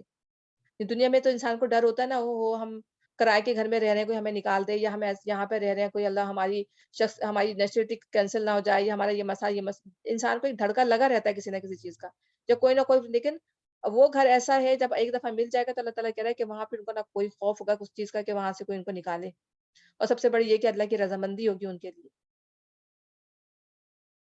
اور اسی طرح بیٹھیں گے جیسے آپس میں ہم بیٹھتے ہیں، باتیں کرتے ہیں، کوئی انہونی چیز نہیں ہمیں ہوگی، لیکن یہ کہ ہر چیزیں چینج ہو جائیں گی. ہمارے لحاظ سے تو ہر چیز چینج ہوگی، لیکن ہم آپس میں جس طرح دنیا میں ایک دوسرے کو پہچانتے ہیں اسی طرح پہچان کے آپس میں ایک دوسرے کو بات کریں گے، اسی طرح آپس میں تذکرے کریں گے. جو دنیا میں ہم نے جو کچھ بھی کیا ہوگا تذکرے آپس میں کریں گے کہ ہم کس حال میں تھے، ہم کیا کرتے تھے، سب کریں گے. اسی طرح کی باتیں ہوں گی. تو اے نبی صلی اللہ علیہ وسلم میرے بندوں کو خبر دے دو کہ میں بہت درگزر کرنے والا اور رحیم ہوں، مگر اس کے ساتھ میرا عذاب بھی نہایت دردناک عذاب ہے. اور انہیں ذرا ابراہیم کے مہمانوں کا قصہ سناؤ، جب وہ آئے اس کے ہاں اور کہا سلام ہو تم پر، یعنی فرشتے جب آئے تھے تو اس نے کہا ہمیں تم سے ڈر لگتا ہے، یعنی وہ اجنبی تھے تو نبی وہ بالکل اجنبی شخص کوئی آپ کے گھر آ جائے تو وہ ہوتا ہے نا، تو انہوں نے کہا کہ ہمیں تم سے ڈر لگتا ہے، انہوں نے جواب دیا ڈرو نہیں، ہم تمہیں ایک، لیکن بیچ کی بات چھوڑ دی، ڈر کب لگا جب انہوں نے بچڑا لا کے دیا، میں پڑھا تھا نا ہم نے پہلے کہ جب پہلے تو انہوں نے ان کو بٹھایا، ان کو ان سے بات کی، اور پھر جب بچڑا لا کے رکھا اور دیکھا کہ ان کے ہاتھ کھانے پہ نہیں پڑتے تو پھر وہ دل میں ڈرے کہ پھر وہ سمجھ گئے نا، تو پھر انہیں اس کے بعد کی بات اللہ تعالیٰ بتا رہا ہے، سلام ہو تم پر، اس نے کہا ہمیں تم سے ڈر لگتا ہے، انہوں نے جواب دیا ڈرو نہیں، ہم تمہیں ایک بڑے سیانے لڑکی کی بشارت دیتے ہیں۔ ابراہیم نے کہا کیا تم اس بڑھاپے میں مجھے اولاد کی بشارت دیتے ہو؟ ذرا سوچو تو صحیح کہ یہ کیسی بشارت تم مجھے دے رہے ہو؟ انہوں نے جواب دیا ہم تمہیں برحق بشارت دے رہے ہیں، تم مایوس نہ ہو۔ ابراہیم علیہ السلام نے کہا اپنے رب کی رحمت سے مایوس تو گمراہ لوگ ہی ہوا کرتے ہیں، یعنی اسی لیے کہتے ہیں کہ مایوسی جو ہے وہ کفر ہے۔ کیا ہوتا ہے مایوسی میں انسان جو ہے وہ اپنی جان کی پرواہ بھی نہیں کرتا اور خودکشی بھی کر لیتا ہے۔ خودکشی کیوں حرام ہے؟ کہ اس نے کیا ہوا کہ اللہ پر توکل نہیں کیا اور اپنی جان خود لے لی، اس نے اللہ کا انتظار نہیں کیا، لی تو اللہ ہی نے جان، لیکن وہ سبب جو ہے خود اپنی جان کی، اپنی موت کا خود بنا، وہ مایوس ہو گیا اور مایوسی نے اس کی جان لے لی۔ تو اس لیے کہتے ہیں کہ مایوسی نہیں، کبھی بھی زندگی میں انسان کو مایوس نہیں ہونا چاہیے اور ہمیشہ اللہ پر بھروسہ رکھنا چاہیے۔ اللہ کی رحمت سے تو مایوس تو گمراہ لوگ ہی ہوا کرتے ہیں۔ پھر ابراہیم علیہ السلام نے پوچھا اے فرستادگان الہی، وہ مہم کیا ہے جس پہ آپ حضرات تشریف لائے ہیں؟ وہ بولے ہم ایک مجرم قوم کی طرف بھیجے گئے ہیں، صرف لوط کے گھر والے اس سے مستثنا، یعنی لوط علیہ السلام کی قوم کی طرف، ان سب کو ہم بچا لیں گے۔ تو ان کے ساتھ کون تھا؟ صرف ان کی 2 بیٹیاں اور لوط علیہ السلام، سوائے اس کی بیوی کے جس کے لیے اللہ فرماتا ہے کہ ہم نے مقدر کر دیا کہ وہ پیچھے رہ جانے والوں میں شامل رہے گی۔ پھر جب یہ فرستادے لوط کے یہاں پہنچے تو اس نے کہا آپ لوگ اجنبی معلوم ہوتے ہیں۔ انہوں نے جواب دیا نہیں، بلکہ ہم وہی چیز لے کے آئے ہیں جس کے آنے میں یہ لوگ شک کر رہے تھے۔ ہم تم سے سچ کہتے ہیں، ہم حق کے ساتھ تمہارے پاس آئے ہیں، لہٰذا اب تم کچھ رات رہے اپنے گھر والوں کو لے کر نکل جاؤ اور خود ان کے پیچھے پیچھے چلو۔ یعنی جو لیڈر ہوتا ہے وہ ظاہر ہے اپنی رعایا کا خیال رکھتا ہے نا، تو وہ پیچھے پیچھے چلو تاکہ پیچھے کوئی بھی معاملہ ہو تو تم ان کی ٹیک کیئر کر سکو، تم میں سے کوئی پلٹ کر نہ دیکھے، بس سیدھے چلے جاؤ جدھر جانے کا تمہیں حکم دیا جا رہا ہے۔ کیونکہ ظاہر ہے پیچھے ان کے جاتے ہی جو تھی وہ ظاہر ہے اللہ تعالیٰ نے سزا دی اور اتنی زبردست سزا دی کہ کسی دنیا میں کسی کو وہ سزا نہیں دی گئی۔ تو حکم اسے اور کہا کہ تم دیکھنا، جو دیکھے گا پھر اس کے اوپر بھی وہی کچھ ہونے والا ہے۔ تو ان کی جو بیوی تھی وہ بھی سچ ساتھ گئی تھی، لیکن اسے پیچھے پلٹ کے دیا تو اس کا بھی وہی انجام ہوا۔ اسے ہم نے اپنا یہ فیصلہ پہنچا دیا کہ صبح ہوتے ہوتے ان لوگوں کی جڑ کاٹ دی جائے گی۔ اتنے میں شہر کے لوگ خوشی کے مارے بےتاب ہو کر لوط کے گھر چڑھ آئے۔ لوط نے کہا بھائیوں یہ میرے مہمان ہیں، میری فضیحت نہ کرو، یعنی میری انسلٹ نہ کرو، اللہ سے ڈرو، مجھے رسوا نہ کرو۔ وہ بولے کہ ہم بارہا تمہیں منع نہیں کر چکے کہ دنیا بھر کے ٹھیکیدار نہ بنو؟ یعنی دنیا میں یہ بھی ہوتا ہے کہ آپ کسی کو برائیوں سے روکتے رہے تو آپ کو یہی تانے ملتے ہیں کہ بھئی تم کیا ٹھیکیدار بنے پھر رہے ہو ہمارے، ہمیں برائیوں سے روکتے رہتے ہو، جو ہماری مرضی ہم کریں گے۔ لوط نے عاجز ہو کر کہا اگر تمہیں کچھ کرنا ہے تو میری بیٹیاں موجود ہیں۔ اتنے تنگ آ گئے کہ انہوں نے کہا کہ کرنا ہے تو میری بیٹیاں ہیں، ان سے شادی کر لو۔ تو ظاہر ہے ان کا تو بیٹیوں میں، خواتین میں حصہ ہی نہیں تھا، وہ تو تھے ہی اتنے برے کام کے خوگر۔ تو یہ جان کی قسم اے نبی، اس وقت ان پہ ایک نشہ سا چڑھا ہوا تھا جس میں وہ آپے سے باہر ہوئے جاتے تھے۔ تو آپ یہ دیکھیں اللہ تعالیٰ ان کی بتا رہا ہے کہ ان کی آنکھوں میں جو وہ ایسے مطلب جیسے آپ ایڈکٹ ہو جائے نا بندہ کسی چیز کا، ایڈکشن ہو جائے تو بندہ جو ہے وہ آپے سے باہر ہو جاتا ہے۔ تو ان کے اندر یہ ایڈکشن، یعنی وہ اتنے خوبصورت ظاہر ہے وہ بن کے آئے تھے وہ لڑکے کہ ان کو دیکھ کے جو تھا نا وہ اب ان سے برداشت نہیں ہو رہا تھا کہ ہم کیا کر لیں، وہ آپے سے باہر تھے، وہ ان کے گھر پہ چڑھ دوڑے۔ تو اس وقت ان پہ ایک نشہ سا چڑھا ہوا تھا جس میں وہ آپے سے باہر ہوئے جا رہے تھے۔ آخرکار پو پڑتے ہی ان کو ایک زبردست دھماکے نے آ لیا اور ہم نے اس بستی کو تلپٹ کر کے رکھ دیا اور ان پر پکی مٹی کے پتھروں کی بارش برسا دی۔ اس واقعے میں بڑی نشانیاں ان لوگوں کے لیے جو صاحب فراست ہیں، اور وہ علاقہ جہاں یہ واقعہ پیش آیا تھا گزرگاہ عام پر واقع ہے۔ ٹھیک ہے نا؟ یعنی حجاز سے شام اور عراق سے مصر جاتے ہوئے یہ تباہ شدہ علاقہ راستے میں پڑتا ہے اور عموماً قافلوں کے لوگ تباہی کے ان آثار کو دیکھتے ہیں جو اس پورے علاقے میں آج تک نمایاں ہیں۔ اور نبی صلی اللہ علیہ وسلم نے فرمایا تھا کہ جب کوئی ایسے راستوں سے گزرے جو تباہ شدہ بستیاں ہیں تو وہاں سے فوراً نکل جانا چاہیے۔ وہاں کا پانی وانی بھی نہیں پینا چاہیے، کیونکہ یہ عذاب شدہ بستیاں ہیں نا، تو لوگ کیا جاتے ہیں، اب لوگ جاتے ہیں، لوگ انجوائے کرتے ہیں، لوگ مزے کرنے کے لیے جاتے ہیں، آثار قدیمہ کی خدائیاں ہوتی ہیں، تو پتہ نہیں ہے لوگ یہ نہیں فکر کرتے، غور و فکر کرتے کہ یہ تباہ کیوں ہوئی تھی۔ اللہ کہہ رہے ہیں نا کہ کتنی بستیاں ہم نے تباہ کر دی، جن کا ذکر اللہ نے قرآن میں کیا اور جن کا ذکر قرآن میں نہیں کیا، کہ کیوں ان پہ تباہی آئی۔ لیکن ہم کیا جاتے ہیں، ہم تو اپنی پکنک بنانے جاتے ہیں، اپنی انجوائمنٹ کرنے جاتے ہیں۔ हालाँकि नबी सल्लल्लाहु अलैहि वसल्लम का हुक्म है कि ऐसी जगहों से जो है फ़ौरन गुज़र जाना चाहिए वहाँ से अल्लाह पनाह माँगते हुए। हिजर के लोग भी रसूलों की तकज़ीब कर चुके हैं और हमने अपनी आयत उनके पास भेजी, अपनी निशानियाँ उनको दिखाई मगर सबको नज़रअंदाज ही करते चले गए। हिजर की कौम जो थी 45 ये कौम समूद का मरकज़ी शहर था। तो हिजर के लोग भी रसूलों की तकज़ीब कर चुके हैं। हमने अपनी आयत उनके पास भेजी, अपनी निशानियाँ उनको दिखाई मगर वो सबको नज़रअंदाज करते रहे। वो पहाड़ तराश का मकान बनाते थे, ये समूद के लोग और आद के लोग, कौम आद और कौम समूद दोनों। और बहुत ही जायंट आप ये कह लें कि बहुत ही जायंट वो लोग थे। तो पहाड़ तराश के मकान बनाते थे और अब अपनी जगह बिल्कुल बेखौफ और मुतमईन थे। आखिरकार एक ज़बरदस्त धमाके ने उनको सुबह होते आ लिया और उनकी कमाई उनके कुछ काम ना आई। जो कुछ वो करते रहे उनके कुछ काम ना आया। हमने उन ज़मीन और आसमान को, उनकी सब मौजूदात को हक़ के सिवा किसी और बुनियाद पर ख़ल्क़ नहीं किया। ये दुनिया में जो चीज़ भी अल्लाह ताला ने पैदा की है वो हक़ के साथ पैदा हुई है। चाहे वो इंसान हो, चाहे वो जानवर हो, चाहे वो दुनिया में हमें कोई भी चीज़ नज़र आ रही हो, अल्लाह ताला ने उसको हक़ के साथ पैदा किया। उसका कोई मकसद है पैदा करने का। बगैर मकसद के कोई चीज़ अल्लाह ताला ने नहीं पैदा की। और फैसले की घड़ी यकीनन आने वाली है। बस ए मोहम्मद सल्लल्लाहु अलैहि वसल्लम इन लोगों की बेहूदियों पर शरीफाना दरगुज़र से काम लो। यकीनन तुम्हारा रब सबका खालिक है और सब कुछ जानता है। हमने तुमको 7 ऐसी आयतें दे रखी हैं जो बार-बार दोहराए जाने के लायक हैं और तुम्हें कुरान अज़ीम अता किया। या यानी सूरह फ़ातिहा की आयत। अगरचे बाद लोगों ने इससे मुराद वो 7 बड़ी-बड़ी सूरतें भी ली हैं, जिनमें 2-2 सौ आयतें हैं। यानी सूरह बकरा, आले इमरान, सूरह निसा, सूरह माइदा, सूरह अनाम, सूरह आराफ और सूरह यूनुस और सूरह अनफ़ाल और तौबा। तो बाज़ स्कॉलर्स कहते हैं कि जो 7 बड़ी आयत हैं उस वो भी कही जा सकती हैं और जो है बाज़ स्कॉलर्स कहते हैं कि ये सूरह फ़ातिहा के बारे में है। ठीक है ना? और नबी सल्लल्लाहु अलैहि वसल्लम ने फरमाया कि जिसने 7 बड़ी सूरतें पढ़ ली, वो आलिम बन गया कुरान का। जिसने 7 बड़ी सूरतों का इल्म हासिल कर लिया, वो आलिम बन गया। ठीक है? तो इसी तरह ये तो दोनों चीज़ें आप दोनों ही समझ लें कि दोनों ही चीज़ें सही हैं, जो बार-बार दोहराए जाने के लायक हैं और तुम्हें कुरान अज़ीम अता किया। बेहतरीन कुरान जिसमें अल्लाह ताला ने खोल-खोल के जो है वो हर चीज़ उतार दी। और शुरू में मैंने आपको पहले ही कुरान की अज़मत बताई थी कि अगर अल्लाह ताला ने फरमाया कि ऐसा हम उसको पहाड़ पे भी नाज़िल करते थे तो वो उसकी हैबत से दब जाता और रेज़ा-रेज़ा हो जाता। तो कुरान की ये अज़मत है लेकिन इंसान इसने उसको उठाना पसंद किया, लेकिन उसका हक़ अदा नहीं किया। ले तो लिया, उठा तो लिया उसका भार लेकिन उसका हक़ अदा नहीं किया। तुम इस बताए दुनिया की तरफ आँख उठाकर ना देखो जो हमने इनमें से मुख्तलिफ़ किस्म के लोगों को दे रखी है और इनके हाल पे अपना दिल कुढ़ाओ। यानी ये ना समझो कि ये तो नाफ़रमानी किए चले जा रहे हैं, तब भी अल्लाह ने इनको इतना नवाज़ा हुआ है, इनके साथ तो कोई मुश्किल पेश नहीं आती। इनको माल से भी मदद मिल रही है, इनको औलाद से भी मदद मिल रही है, ठीक है? और जो अल्लाह की राह में इतनी कोशिशें कर रहा है, उसके साथ मुश्किलें भी आ रही हैं। तो यहीं पे अल्लाह ताला नबी सल्लम को उनके साथ जो भी लोग थे, कहे कि उनकी तरफ ना देखो, ये सब खत्म हो जाने वाला है। इन्हें छोड़कर ईमान लाने वालों की तरफ झुको और ना मानने वालों से कह दो कि मैं तो साफ-साफ तंबीह करने वाला हूँ। ये उसी तरह की तंबीह है जैसे हमने उन तफ़र्रक़ा परदादों की तरफ भेजी थी जिन्होंने अपने कुरान को टुकड़े-टुकड़े कर डाला। यानी तौरात और इंजील जिनको दी थी, उन्होंने उसको टुकड़े-टुकड़े कर डाला। तो कसम है तेरे रब की हम ज़रूर इन सबसे पूछेंगे तुम क्या करते रहे हो?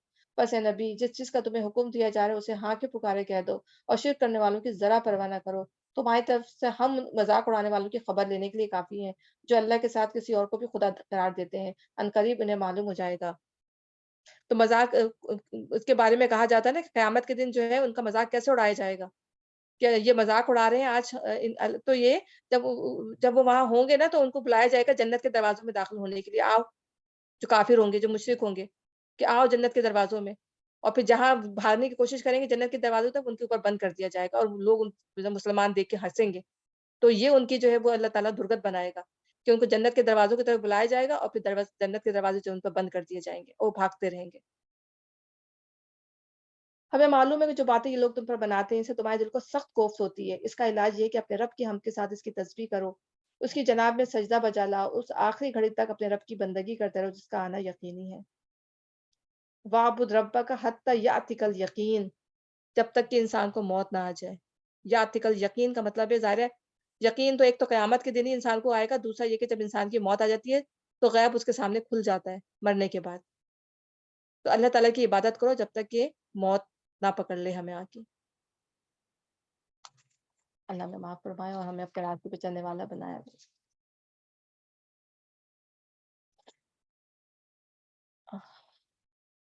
क्या टाइम हो गया? 6 बज गए। بسم اللہ الرحمن الرحیم، سورہ نحل۔ بسم اللہ الرحمن الرحیم، اتا امر اللہ فلا تستعجلوا سبحانہ وتعالی عما یشرکون، ينزل الملائكة بالروح من أمره على من يشاء من عباده أن أنذروا أنه لا إله إلا أنا فاتقون، خلق السماوات والأرض بالحق تعالى عما يشركون۔ آ گیا اللہ کا فیصلہ، اب اس کے لیے جلدی نہ مچاؤ، پاک ہے وہ اور بالا برتر ہے اس شرک سے جو یہ لوگ کر رہے ہیں۔ یعنی بس وہ آیا ہی چاہتا ہے، اس کے ظہور و نفاذ کا وقت قریب آ لگا ہے۔ یعنی وہ وقت جو ہے نا، جب سے دنیا بنی ہے، ہر پیغمبر نے اپنے لوگوں کو ڈرایا ہے کہ قیامت آنے والی ہے، قیامت آنے والی ہے۔ تو اللہ کے نزدیک تو وہ وقت دور نہیں ہے۔ ہم نے بتایا نا کہ ہمارے یہاں کے 50,000 سال یا ہمارے یہاں کے 1,000 سال اللہ کے یہاں ایک دن کے برابر ہے۔ تو وہ تو اللہ کے نزدیک تو وہ آنے ہی والا ہے وہ دن، لیکن ہم جو ہے بے خوف ہو کے بیٹھے ہوئے ہیں۔ تو اللہ یہی بتا رہے ہیں، آگے اللہ کا فیصلہ، اب اس کے لیے جلدی نہ مچاؤ، پاک ہے وہ بالا اور برتر ہے اس شرک سے جو لوگ کر رہے ہیں۔ وہ اس روح کو اپنے جس بندے پر چاہتا ہے اپنے حکم سے ملائکہ کے ذریعے نازل کر دیتا ہے۔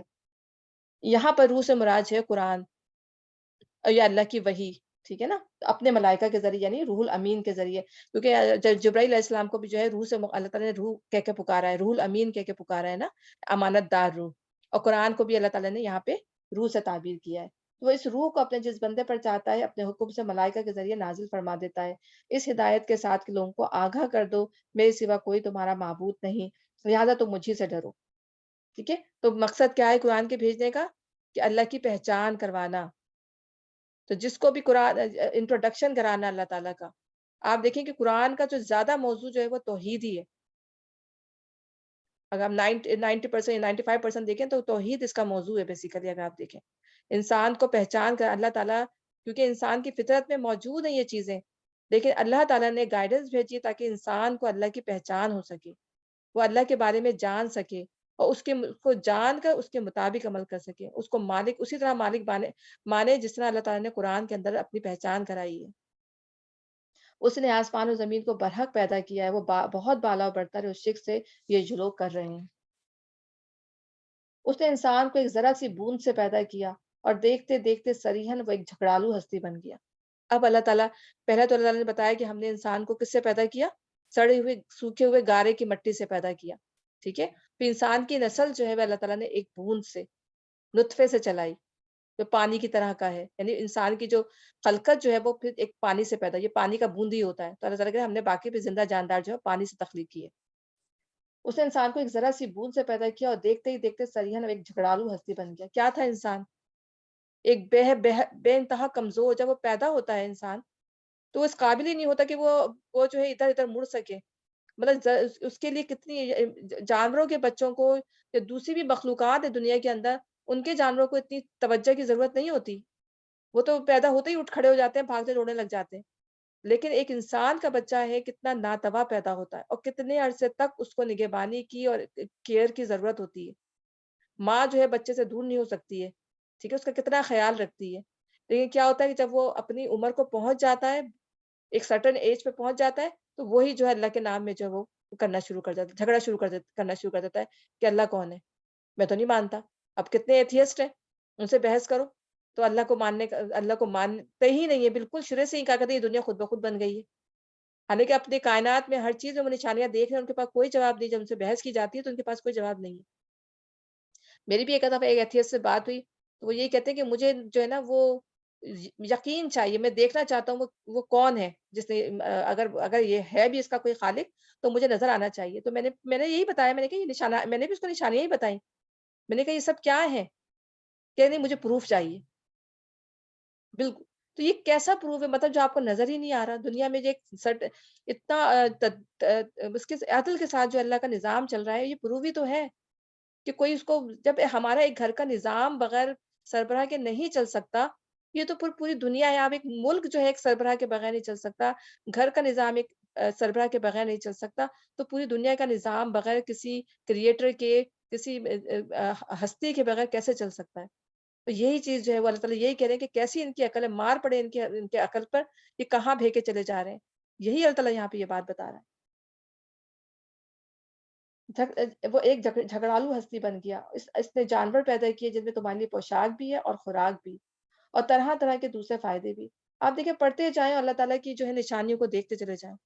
ہر سپارے میں اللہ تعالیٰ ایک نئی نشانیاں کہ ہم نے جانور پیدا کیے، ہم نے جو ہے ان سے اون پیدا کیا، ہم نے ان سے پوشاکیں پیدا کی، ٹھیک ہے نا، کھانے پینے کی چیزیں پیدا کی. اس نے جانور پیدا کیے جس میں تمہارے لیے پوشاک بھی اور خوراک بھی اور طرح طرح کے دوسرے فائدے بھی. ان میں تمہارے لیے جمال ہے جبکہ تم انہیں صبح تم انہیں چڑھنے کے لیے بھیجتے ہو اور جبکہ شام انہیں واپس لاتے ہو. تو یہ آپ دیکھیں فارم ہاؤس جائیں، میں تو اتنا دل چاہتا ہے کہ یہاں کا فارم ہاؤس دیکھوں. تو واقعی آپ دیکھیں کہ اس میں کس طرح جانور جو ہے وہ ان کو وہ گریزنگ کے لیے لے جاتے ہیں. اور پھر ہمارے اپنے گاؤں دیہاتوں میں دیکھیں جب ہمارے پاکستان میں یا انڈیا میں بنگلہ دیش وغیرہ میں ان ایریاز میں آپ دیکھیں کہ جب جن گاؤں دیہاتوں میں جو گریزنگ کے لیے لے جاتے ہیں جانوروں کو، وہ واقعی ایک بہت خوشنما منظر ہوتا ہے جانوروں کو گریزنگ کرنے کا. تو آپ دیکھیں کہ اللہ تعالیٰ نے جو ہے وہ تمام انبیاء کو، موسٹلی انبیاء جو تھے وہ یہ شیپرڈ تھے. اور شیپرڈ کیوں اللہ تعالیٰ نے ان کو بنایا تھا کہ تاکہ وہ ان سے کیونکہ وہ جانوروں کو گائیڈ کرتے ہیں نا، سیکھیں کہ کس طرح گائیڈنس کرتی ہیں، کیا گائیڈنس کس طرح کی جاتی ہے. تو ان کو اللہ تعالیٰ نے پہلے شیپرڈ ہی بنایا تھا انبیاء کو، موسٹ آف دا انبیاء کو. تو ان کے اس میں تمہارے جمال جبکہ تم انہیں چڑھنے کے لیے بھیجتے ہو جبکہ شام انہیں واپس لاتے ہو. وہ تمہارے لیے بوجھ ڈھو کر ایسے ایسے مقامات تک لے جاتے ہیں جہاں تم سخت جاں پہچانی کے بغیر نہیں پہنچ سکتے. تو یہ اللہ ہی کا احسان ہے کہ اس نے جانور پیدا کیے. سارے اس زمانے میں تو جانور تھے، لیکن ہم اللہ کا شکر کریں کہ اس زمانے میں اب تو جانوروں کا اتنا استعمال نہیں رہا. ٹھیک ہے، صرف سرٹن چیزوں کے لیے رہ گیا ہے.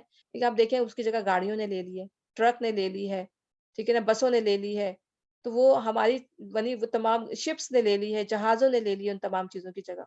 کہ اللہ تعالیٰ کہہ رہے ہیں وہ تم سوچ نہیں سکتے تھے کہ تم یہ ٹریول جو تھا پہلے، جو تم ایک ایک دن میں، دو دو دن میں، یا آپ حج کا سفر کرتے تھے پورا پورا مہینہ لگتا تھا. جب جہاز بھی جب نہیں بنے تھے تو لوگ پورا پورا مہینہ ٹریول کر کے جو وہ حج کے لیے جاتے تھے. کتنے لوگ تو بےچارے سفر کے دوران ہی مر جاتے تھے. تو یہ اللہ کی مہربانی ہے کہ اس نے جو ہے لوگوں کو عقل دی اور لوگوں نے اس کو یوز کرتے ہوئے یہ چیزیں بنائی. تو ہمیں تو ان چیزوں کو جب ہم یوز کریں تو ہم اللہ کا شکر ادا کریں. ٹھیک ہے، اللہ تعالیٰ کہتے ہیں جب بیٹھو تو سبحان الذی سخر لنا ھذا وما كنا له مقرنین انا الی ربنا لمنقلبون. کہ اللہ تعالیٰ تو نے ہی ہمارے لیے ان چیزوں کو مسخر کر دیا ورنہ ہم انہیں قابو میں لانے کی قدرت نہیں کرتے تھے. تو اللہ ہی ہے جس نے ہمارے لیے چیزیں پیدا کی، ہمارے لیے آسانیاں کی. ورنہ آج ہم اسی دور میں رہتے تو ہمارا کیا حال ہوتا جہاں تم سخت جاں کے بغیر نہیں پہنچ سکتے تھے. حقیقت یہ کہ تمہارا رب بڑا ہی شفیق اور مہربان ہے. اس نے گھوڑے اور خچر اور گدھے پیدا کیے تاکہ تم ان پر سوار ہو. تو اس میں آپ اگر اللہ تعالیٰ یہاں ہم یہ بات کریں، ہم اپنے دور کے لحاظ سے سوچیں اس کو کہ اب اللہ تعالیٰ نے ہمارے لیے کیا چیز پیدا کر دی. وہ تمہاری زندگی کی رونق بنے اور وہ بہت سی چیزیں تمہارے فائدے کے لیے پیدا کرتا ہے جس کا تمہیں علم تک نہیں ہے. تو اس وقت ان کو علم نہیں تھا، ان کے لیے متشابہات تھیں وہ چیزیں. لیکن وہ ہمیں اب چیزیں پتہ چل رہی ہیں کہ اللہ تعالیٰ نے کتنی چیزیں ہمارے لیے واقعی پیدا کر دی ہیں اور اب پتہ نہیں آنے والے وقت میں اور کیا پیدا ہوں گی. وہ اللہ ہی کے ذمہ سیدھا راستہ بتانا جبکہ راستے ٹیڑھے بھی موجود ہیں. اگر وہ چاہتا تو تم سب کو ہدایت دیتا، لیکن یہ اللہ کا کی سنت نہیں ہے کہ لوگوں کو جو ہے وہ اللہ تعالیٰ وہ دنیا کے بنانے کا مقصد ہی ختم ہو جاتا اگر سب کو ہدایت دے دیتا. وہی ہے جس نے آسمان سے تمہارے لیے پانی برسایا جس سے تم خود بھی سیراب ہوتے ہو اور تمہارے جانوروں کے لیے بھی چارہ پیدا ہوتا ہے. وہ اس پانی کے ذریعے سے کھیتیاں اگاتا ہے اور زیتون اور کھجور اور انگور اور طرح طرح کے دوسرے پھل پیدا کرتا ہے. اس میں ایک بڑی نشانی ان لوگوں کے لیے جو غور و فکر کرتے ہیں.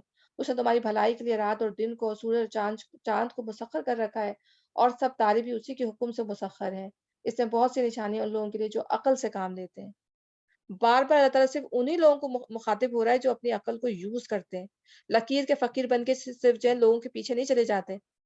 اور جو آپ کو اسکالر بھی کوئی بات بتا رہے ہو نا تو پھر آپ لکیر کے فقیر بنے نہ سننا چاہیے، نہ ہمیں سننا چاہیے، نہ آپ کو سننا چاہیے. اپنی عقل بھی ہے کہ ہاں اس نے یہ بات کی ہے تو یہ صحیح ہے یا غلط ہے، کہ یہ غلط بات تو نہیں. تو اگر کوئی اسکالر آپ کو اتنا نالج ہونی چاہیے کہ کوئی اسکالر آپ کو غلط بات بتا رہا ہو تو آپ اس کو پوائنٹ آؤٹ کر سکیں. اتنی نالج انسان کو حاصل کرنی چاہیے کہ اگر کوئی غلط بات کر رہا ہے تو آپ اس کو سمجھ سکیں ہاں یہ ہمیں غلط گائیڈ کر رہا ہے، ہمیں صحیح گائیڈ نہیں کر رہا. لیکن جو آج لکیر کے فقیر بنے ہوئے جو خود نہیں چاہتے، بس وہ چاہتے ہیں کہ بس جو ہمیں بتا رہا ہے ہم بس اس کے پیچھے پیچھے چلتے رہیں، بس ہم اپنی عقل استعمال نہ کریں کسی بھی طور پر. تو اس میں کیا ہوتا ہے کہ اس میں انسان جو ہے وہ جب اپنی عقل استعمال نہیں کرے گا تو وہ ظاہر ہے بعض باتیں غلط بھی ہوتی ہیں، ہو سکتی ہیں، ٹھیک ہے؟ لیکن اگر ہمیں نالج ہوگی، ہمیں پتہ ہوگا تو ہم اس کی اصلاح کر سکیں گے۔ کتنی ساری چیزیں جو ہم غلط کر رہے ہیں، دین میں کتنی بدعتیں ہیں، سب اسکالرس نے بتائی ہوئی ہیں، اسکالر ان کو غلط بھی نہیں کہتے۔ کتنی بدعتیں جو ہم نے پڑھ کے اپنے آپ کو صحیح کی ہیں چیزوں کو۔ تو جب انسان کو یہ چیزیں پتہ ہوں گی تو وہ جا کے کسی کو بتائے گا یا اس کی اپنی اصلاح کرنے کی کوشش کرے گا۔ تو اتنی نالج ضرور انسان کو حاصل کرنی چاہیے کہ اگر آپ کو کوئی غلط بھی گائیڈ کر رہا ہو تو آپ اس کی اصلاح کر سکیں۔ ہو سکتا ہے کہ وہ جان بوجھ کے نہ کر رہا ہو سکتا ہے اس کو نالج نہ ہو۔ یا فرض کرو ایک بندہ آپ کو بات بتا رہا ہو اور اگر آپ کے پاس نالج نہیں ہے تو آپ اس کی بات کو فالو کر کے آپ اس کے پیچھے چلنا شروع ہو جائیں گے، اس لیے کہ آپ کو نالج ہی نہیں ہے۔ تو اس لیے دین کی نالج حاصل کرنا بہت ضروری ہے۔ قرآن کو پڑھنا، ایٹ لیسٹ قرآن کو پڑھ کر اس کا ترجمہ پڑھ لیں، سمجھ لیں۔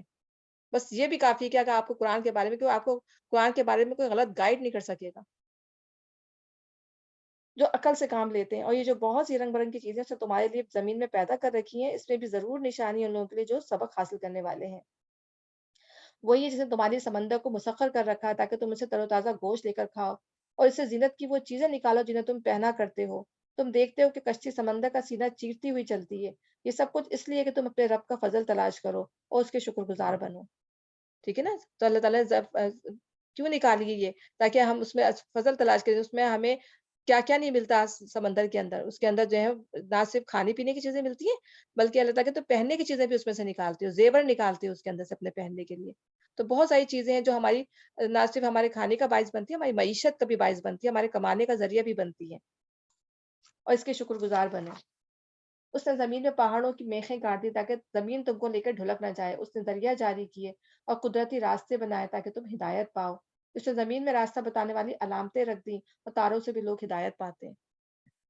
پہلے لوگ جو ہے جہازوں میں سفر کر رہے ہوتے تھے یا پیدل سفر کر رہے ہوتے تھے تو تاروں کے ذریعے جو ہے وہ اپنی جو گائیڈنس کرتے تھے کہ یہ مطلب ان کو راستے پتہ ہوتے تھے کہ اب اس ستارے کے ذریعے یا جو بھی ان کو اس زمانے میں نجوم کا جو طریقہ ہوگا، اب مجھے تو پتہ نہیں کس طرح معلوم کرتے ہوں گے۔ ابھی تو وہ ہمارے پاس وہ بھی ہوتا ہے نا، کیا بولتے ہیں، کمپس وغیرہ ہوتا ہے، تو اس کے ذریعے کرتے ہیں، ڈائریکشن دیکھ دیکھ کے چلتے رہتے ہیں۔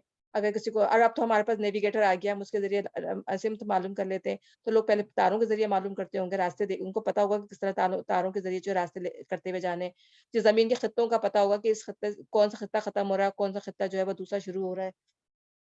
تو اس زمانے میں ظاہر ہے وہ اسی طرح کرتے ہوں گے، لیکن اب اس زمانے میں تو بڑی بڑی چیزیں نکل آئی ہیں تو ہم اس کے ذریعے سے اپنے راستے معلوم کرتے ہیں، اور تاروں سے بھی لوگ ہدایت پاتے ہیں۔ پھر کیا وہ جو پیدا کرتا ہے اور جو کچھ پیدا نہیں کرتے دونوں یکساں ہیں؟ کیا تم ہوش میں نہیں آتے؟ اگر تم اللہ کی نعمتوں کو گننا چاہو تو نہیں گن سکتے۔ حقیقت یہ کہ وہ بڑا ہی درگزر کرنے والا اور رحیم ہے، حالانکہ تمہارے کھلے سے بھی واقف اور چھپے سے بھی۔ اور وہ دوسری ہستیاں جنہیں اللہ کو چھوڑ کر لوگ پکارتے ہیں، وہ کسی چیز کی بھی خالق نہیں بلکہ خود مخلوق ہے، مردہ ہے نہ کہ زندہ۔ یعنی مردوں کو بھی پکارتے ہیں نا، لیٹے ہوئے مردوں کو، ایک تو بتوں کو پکارتے ہیں اور دوسرے یہ کہ مردوں کو بھی پکارتے ہیں۔ ان کو کچھ معلوم نہیں ہے کہ انہیں دوبارہ زندہ کر کے کب اٹھایا جائے گا۔ تمہارا خدا بس ایک خدا ہے، مگر جو لوگ آخرت کو نہیں مانگتے ان کے دلوں میں انکار بس کر رہ گیا، وہ گھمنڈ میں پڑ گئے ہیں۔ اللہ یقیناً ان کے سب کرتوت جانتا ہے، چھپے ہوئے بھی اور کھلے ہوئے بھی۔ وہ لوگوں کو ہرگز پسند نہیں کرتا جو غرور نفس میں مبتلا ہوں۔ تو غرور نفس جو ہوتا ہے نا، مطلب انسان جو ہے، فرض کریں ایک بندہ ہے وہ بحث کر رہا ہے لیکن اس کے دل میں غرور نہیں ہے، وہ سمجھنا چاہتا ہے لیکن اس کو سمجھ میں نہیں آ رہا، تو ہو سکتا ہے وہ اللہ کے آگے عذر، اگر وہ بغیر ایمان کے بغیر بھی مر گیا، ہو سکتا ہے وہ اللہ کے سامنے جو ہے وہ اپنا عذر پیش کر دے، مجھے سمجھ میں نہیں آئی تھی بات۔ بہت سارے لوگ ہیں جن کو، جو اللہ کے پاس پہنچیں گے اور جن کے پاس دعوت نہیں پہنچی ہوئی ہوگی، دنیا میں اتنے لوگ ہوں گے، لیکن اللہ بہتر جانتا ہے کہ وہ اللہ کو کیا عذر پیش کریں گے، ان کا عذر اللہ تعالیٰ کیسے ایکسیپٹ کرے گا۔ تو ایسے بھی بعض لوگ ہوں گے جو دین کو سمجھنا چاہتے ہوں گے لیکن ان کو مطلب ان کو سمجھ نہیں آئی، لیکن ان کے دل میں غرور نہیں تھا۔ وہ جو تھے ان کو بات سمجھ نہیں آئی لیکن غرور نہیں تھا، وہ انکار نہیں کیا انہوں نے جان بوجھ کے اس کا، کہ وہ جان بوجھ کے وہ اس کا انکار کر رہے ہوں۔ لیکن بعض لوگ ہوتے ہیں بات ان کے سمجھ میں آ جاتی ہے لیکن اپنے تکبر کی وجہ سے، اپنے غرور کی وجہ سے وہ اس پر ایمان نہیں لاتے، اس کو مانتے نہیں ہیں، ہر درمی پہ قائم ہو جاتے ہیں۔ جیسے یہ مشرکین تھے، ان کو سب پتا تھا، یہودی تھے، ان کو سب پتا تھا کہ یہ قرآن جو ہے وہ حق ہے، نبی جو ہے وہ حق ہے، لیکن غرور، تو نفس کا غرور جو ہوتا ہے پھر انسان کو جو ہے، چاہے وہ مسلمان ہی کیوں نہ ہو، اگر اس کے اندر جو ہے وہ دین کا غرور ہے، اپنے اس کے نفس کے اندر کہ میں اس کا پراؤڈ ہے، تو بعض لوگ کہتے ہیں یہ تو سب جہنم میں جائیں گے، میں مومن ہوں، میں جنت میں جاؤں گا۔ تو یہ غرور نفس انسان کے اندر نہیں ہونا چاہیے۔ اس کو اتنا ڈرنا چاہیے کہ بس پتہ نہیں میرا اللہ میرے ساتھ کیا معاملہ کرے گا، اس طرح اس کو زندگی گزارنی چاہیے۔ تو بعض لوگ جو ہوتے ہیں اتنے سخت ہوتے ہیں یعنی اپنا ایگو ان کی اتنی زیادہ ہوتی ہے کہ وہ جو کہتے ہیں کہ نہیں ہم تو مسلمان ہیں، بس ٹھیک ہے، اور جو کسی کو بھی غلط کرتے ہوئے دیکھیں گے وہ کہتے ہیں کہ وہ تو پورا جہنم میں چلے جائے گا۔ ایک خاتون نے آج مجھے نماز پڑھتے ہوئے دیکھ لیا، تو میں اکثر نماز ظاہر ہے وہ اسکول میں ہی پڑھنی پڑتی ہے، کیا کروں؟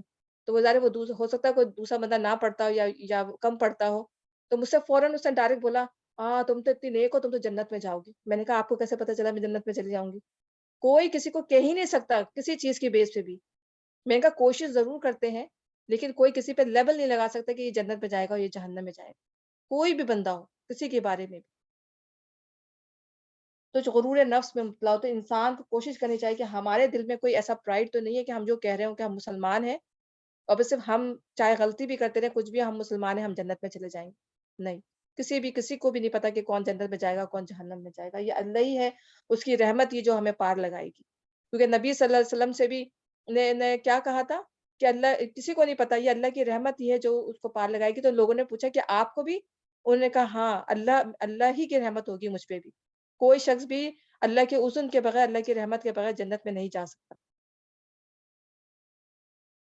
اور جب کوئی ان سے پوچھتا ہے کہ تمہارے رب نے کیا چیز نازل کی تو کہتے ہیں اجی وہ تو اگلے وقتوں کی فرسودہ کہانیاں ہیں۔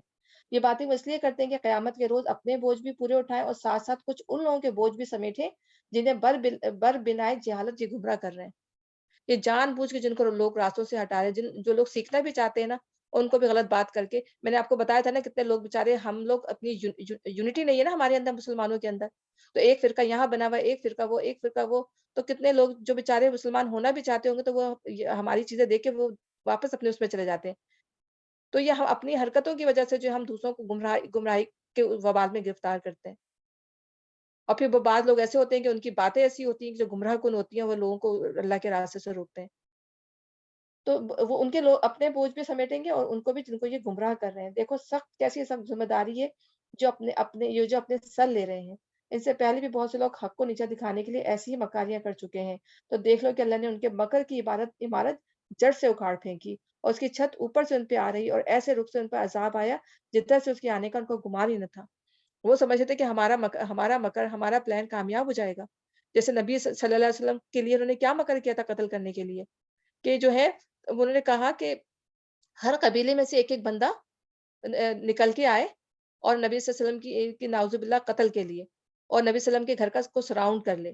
تو اس طرح کیا ہوا کہ جب نبی صلی اللہ علیہ وسلم کو قتل کر دیں گے تو پھر خون جو ہے وہ پورے تمام قبیلوں میں تقسیم ہو جائے گا، ٹھیک ہے، اور کوئی بھی جو ہے وہ کسی کے ایک کے اوپر نہیں آئے گا، تو پھر وہ صرف ایک قبیلہ جو تھا نبی صلی اللہ علیہ وسلم کی جو تھا قبیلہ بنو ہاشم کا، وہ کیسے تمام قبیلوں سے لڑے گا؟ تو یہ مکر ہی تھا نا ان کا۔ تو اللہ تعالیٰ نے کیسے ان کے مکر سے نبی صلی اللہ علیہ وسلم کو کیسے اللہ تعالیٰ نے باحفاظت نکال کے وہاں سے مدینہ پہنچا دیا۔ تو یہ کیسے بڑے بڑے مکر تھے جو انہوں نے چلے، لیکن اللہ تعالیٰ نے ان کو بچا لیا۔ تو یہی اللہ تعالیٰ بتا رہا ہے، تب دیکھ لو کہ اللہ نے ان کے مکر کی عمارت جڑ سے اکھاڑ پھینکی اور اس کی چھت اوپر سے ان کے اوپر سر پر آ رہی اور ایسے رخ سے ان پر عذاب آیا جیسا سے ان کے آنے کا گمان نہ تھا۔ کیسے اللہ تعالیٰ نے نبی صلی اللہ علیہ وسلم کو فتح مکہ دیا، ان کو گمان بھی نہ تھا کہ نبی صلی اللہ علیہ وسلم جو ہے 10,000 صحابہ کے ساتھ جو ہے وہ مکہ ایسے ہی فتح کر لیں گے بغیر کسی تلوار کے، وہ ہکا بکا رہ گئے دیکھ کر۔ پھر قیامت کے روز اللہ انہیں ذلیل و خوار کرے گا، ان سے کہے گا بتاؤ اب کہاں ہیں میرے وہ شریک جن کے لیے تم اہل حق سے جھگڑے کیا کرتے تھے؟ جن لوگوں کو دنیا میں علم حاصل تھا وہ کہیں گے آج رسوائی بدبختی ہے کافروں کے لیے، ہاں انہی کافروں کے لیے جو اپنے نفس پر ظلم کرتے ہوئے جب ملائکہ کے ہاتھوں گرفتار ہوتے ہیں تو سرکشی چھوڑ کر فوراً ڈگے ڈال دیتے ہیں اور کہتے ہیں ہم تو کوئی قصور نہیں کر رہے تھے۔ ہم ملائکہ جواب دیتے ہیں کر کیسے نہیں رہے تھے، اللہ تمہارے کرتوتوں سے خوب واقف ہے، اب جاؤ جہنم کے دروازوں میں گھس جاؤ، وہیں تم کو ہمیشہ رہنا ہے، بس حقیقت یہ کہ بڑا ہی برا ٹھکانہ ہے متکبروں کے لیے۔ دوسری طرف جب خدا تعالیٰ لوگوں سے پوچھا جاتا ہے کہ یہ کیا چیز ہے تمہاری رب کی طرف سے نازل ہوئی تو وہ جواب دیتے ہیں کہ بہترین چیز اتری ہے۔ یعنی کافروں کا رویہ دیکھیں اور مسلمانوں کا رویہ دیکھیں کہ جب انہیں قرآن کی طرف دعوت دی جاتی ہے انہیں کہا جاتا ہے یہ کیا چیز ہے تو کہتے ہیں بہترین چیز ہے۔ اس طرح کے نیکوکار لوگوں کے لیے دنیا میں بھی بھلائی اور آخرت کا گھر تو ضرور ہی ان کے حق میں بہتر ہے۔ بڑا اچھا گھر ہے متقیوں کا، دائمی قیام کی جنت ہے جن میں وہ داخل ہوں گے، نیچے نہریں بہ رہی ہوں گی۔ ہر کوئی چاہتا ہے نا کہ ہمارے پاس ایسے گارڈن ہو جن میں نہریں بہ رہی ہوں۔ کبھی آپ جا کے جو ہے گاؤں کا حال دیکھیں، گاؤں میں کتنے خوبصورت ہرے بھرے درخت ہوتے ہیں، ان میں نہریں بہ رہی ہوتی ہیں، تو ایک منظر ہی عجیب ہوتا ہے۔ تو ہر انسان کی ایک طلب ہوتی ہے کہ میرا بھی ایک ایسا گھر ہو جس میں نہریں بہ رہی ہوں اور خوبصورت گھر ہو، اس میں گارڈن ہو۔ تو اللہ تعالیٰ یہیں پہ لالچ دے رہا ہے اللہ تعالیٰ مسلمانوں کو کہ اور سب کو بلکہ تمام انسانیت کو کہ یہ سب ملے گا، لیکن بات یہی ہے کہ اللہ پہ ایمان لے آؤ۔ اور سب کچھ وہاں ہوگا عین ان کی خواہش کے مطابق ہوگا۔ لہم فیہا ما یشاؤون، وہ وہاں سب کچھ پائیں گے جہاں پہ جو ان کا دل کرے گا۔ بچے پوچھے نا امی یہ گیم ہوگا، یہ کچھ ہوگا، میں نے کہا سب کچھ بیٹا جو تم چاہو گے نا وہ ہوگا۔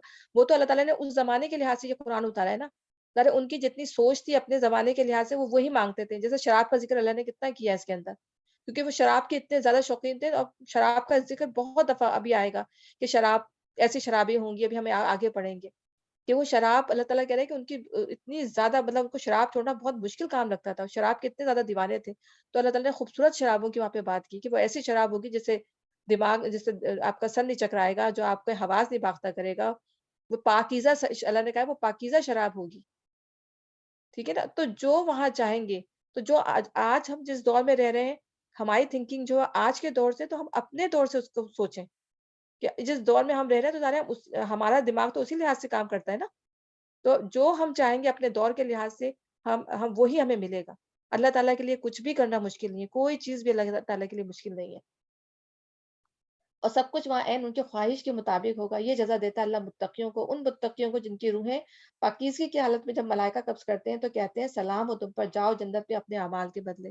جب ایک نیک انسان مرتا ہے تو اس کی پوری ایک پوری لمبی حدیث ہے، خوبصورت فرشتے آتے ہیں، اس کا جو لے کے جو اس کی جو جس میں اس کو لے کے جانا ہوتا ہے کپڑا، اس کی اتنی خوبصورت خوشبو ہوتی ہے، اس کے ارد گرد جو ہے وہ خوشبو پھیل جاتی ہے، یعنی اس طرح اپنی سلامتی کے ساتھ اس کی روح کو نکالتے ہیں، اور بہت آہستگی سے اس کی روح کو نکالتے ہیں۔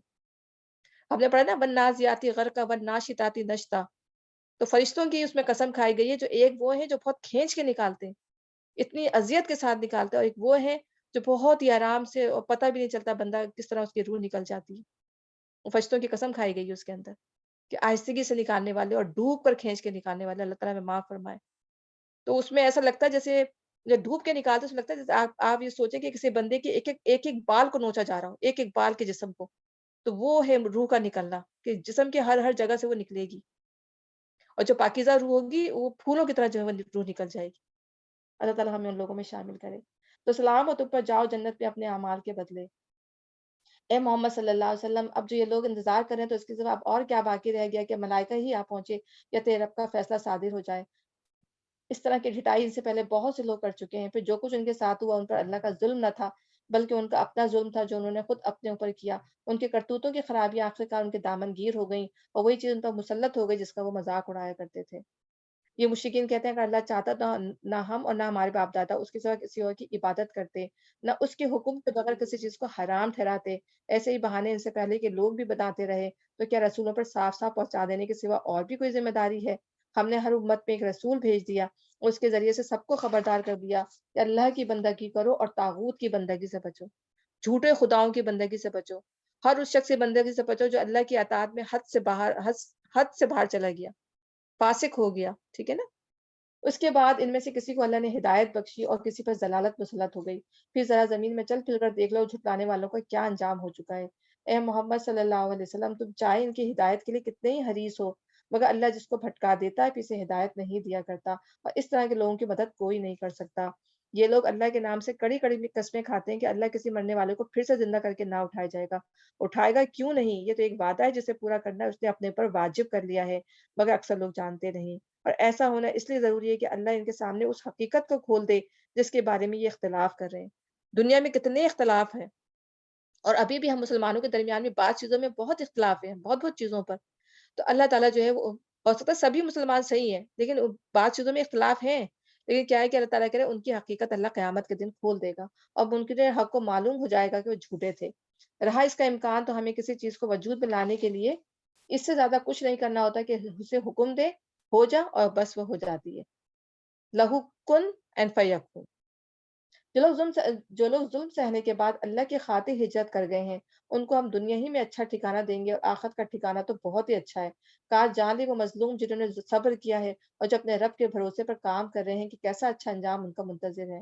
اے محمد صلی اللہ علیہ وسلم، ہم نے تم سے پہلے جب کبھی رسول بھیجے، آدمی ہی بھیجے ہیں جن کی طرف ہم اپنے پیغامات وحی کیا کرتے تھے، یعنی نبی بھیجے ہیں، آدمی انسان ہی بھیجے ہیں۔ اہل ذکر سے پوچھ لو اگر تم لوگ خود نہیں جانتے، یا جن کو نالج ہے، جو راسخون فی العلم ہے، جو اسکالرز ہیں، جو دین کا صحیح علم رکھتے ہیں، پچھلے رسولوں کو بھی ہم نے روشن نشانیاں اور کتابیں دے کر بھیجا تھا، اور اب یہ ذکر تم پر نازل کیا ہے تاکہ تم لوگوں کے سامنے اس تعلیم کی تشریح و توضیح کرتے جاؤ جو ان کے لیے اتاری گئی ہے، اور تاکہ لوگ خود بھی غور و فکر کریں۔ میرے خیال ہے اب یہاں تک ہم یہ نصف ہو گیا ہمارا، ٹھیک ہے، سورہ 14 پارے کا، تو انشاءاللہ ہم یہیں پہ سٹاپ کرتے ہیں، اور انشاءاللہ تعالیٰ اس سے آگے پہ ہم کل کریں گے۔ تو یہ سورہ نحل کا جو ہے وہ ہاف ہو گیا ہے، اور اس کی آیت جو ہے وہ پتہ نہیں 44 ہے شاید، میرا خیال ہے، اس میں نظر بھی نہیں آ رہا، ٹھیک ہے، 44 ہاں 44 ہے، تو انشاءاللہ تعالیٰ ہم کل یہیں سے سٹارٹ کریں گے۔ تو سبحانک ربنا تقبل منا انک انت السمیع العلیم وتب علینا انک انت التواب الرحیم۔ السلام علیکم ورحمۃ اللہ وبرکاتہ۔ سبحانک اللہم وبحمدک اشہد ان لا الہ الا انت استغفرک واتوب الیک۔ السلام علیکم ورحمۃ اللہ وبرکاتہ۔ وعلیکم السلام ورحمۃ اللہ جی وبرکاتہ۔ حمیرہ جزاک اللہ۔ جی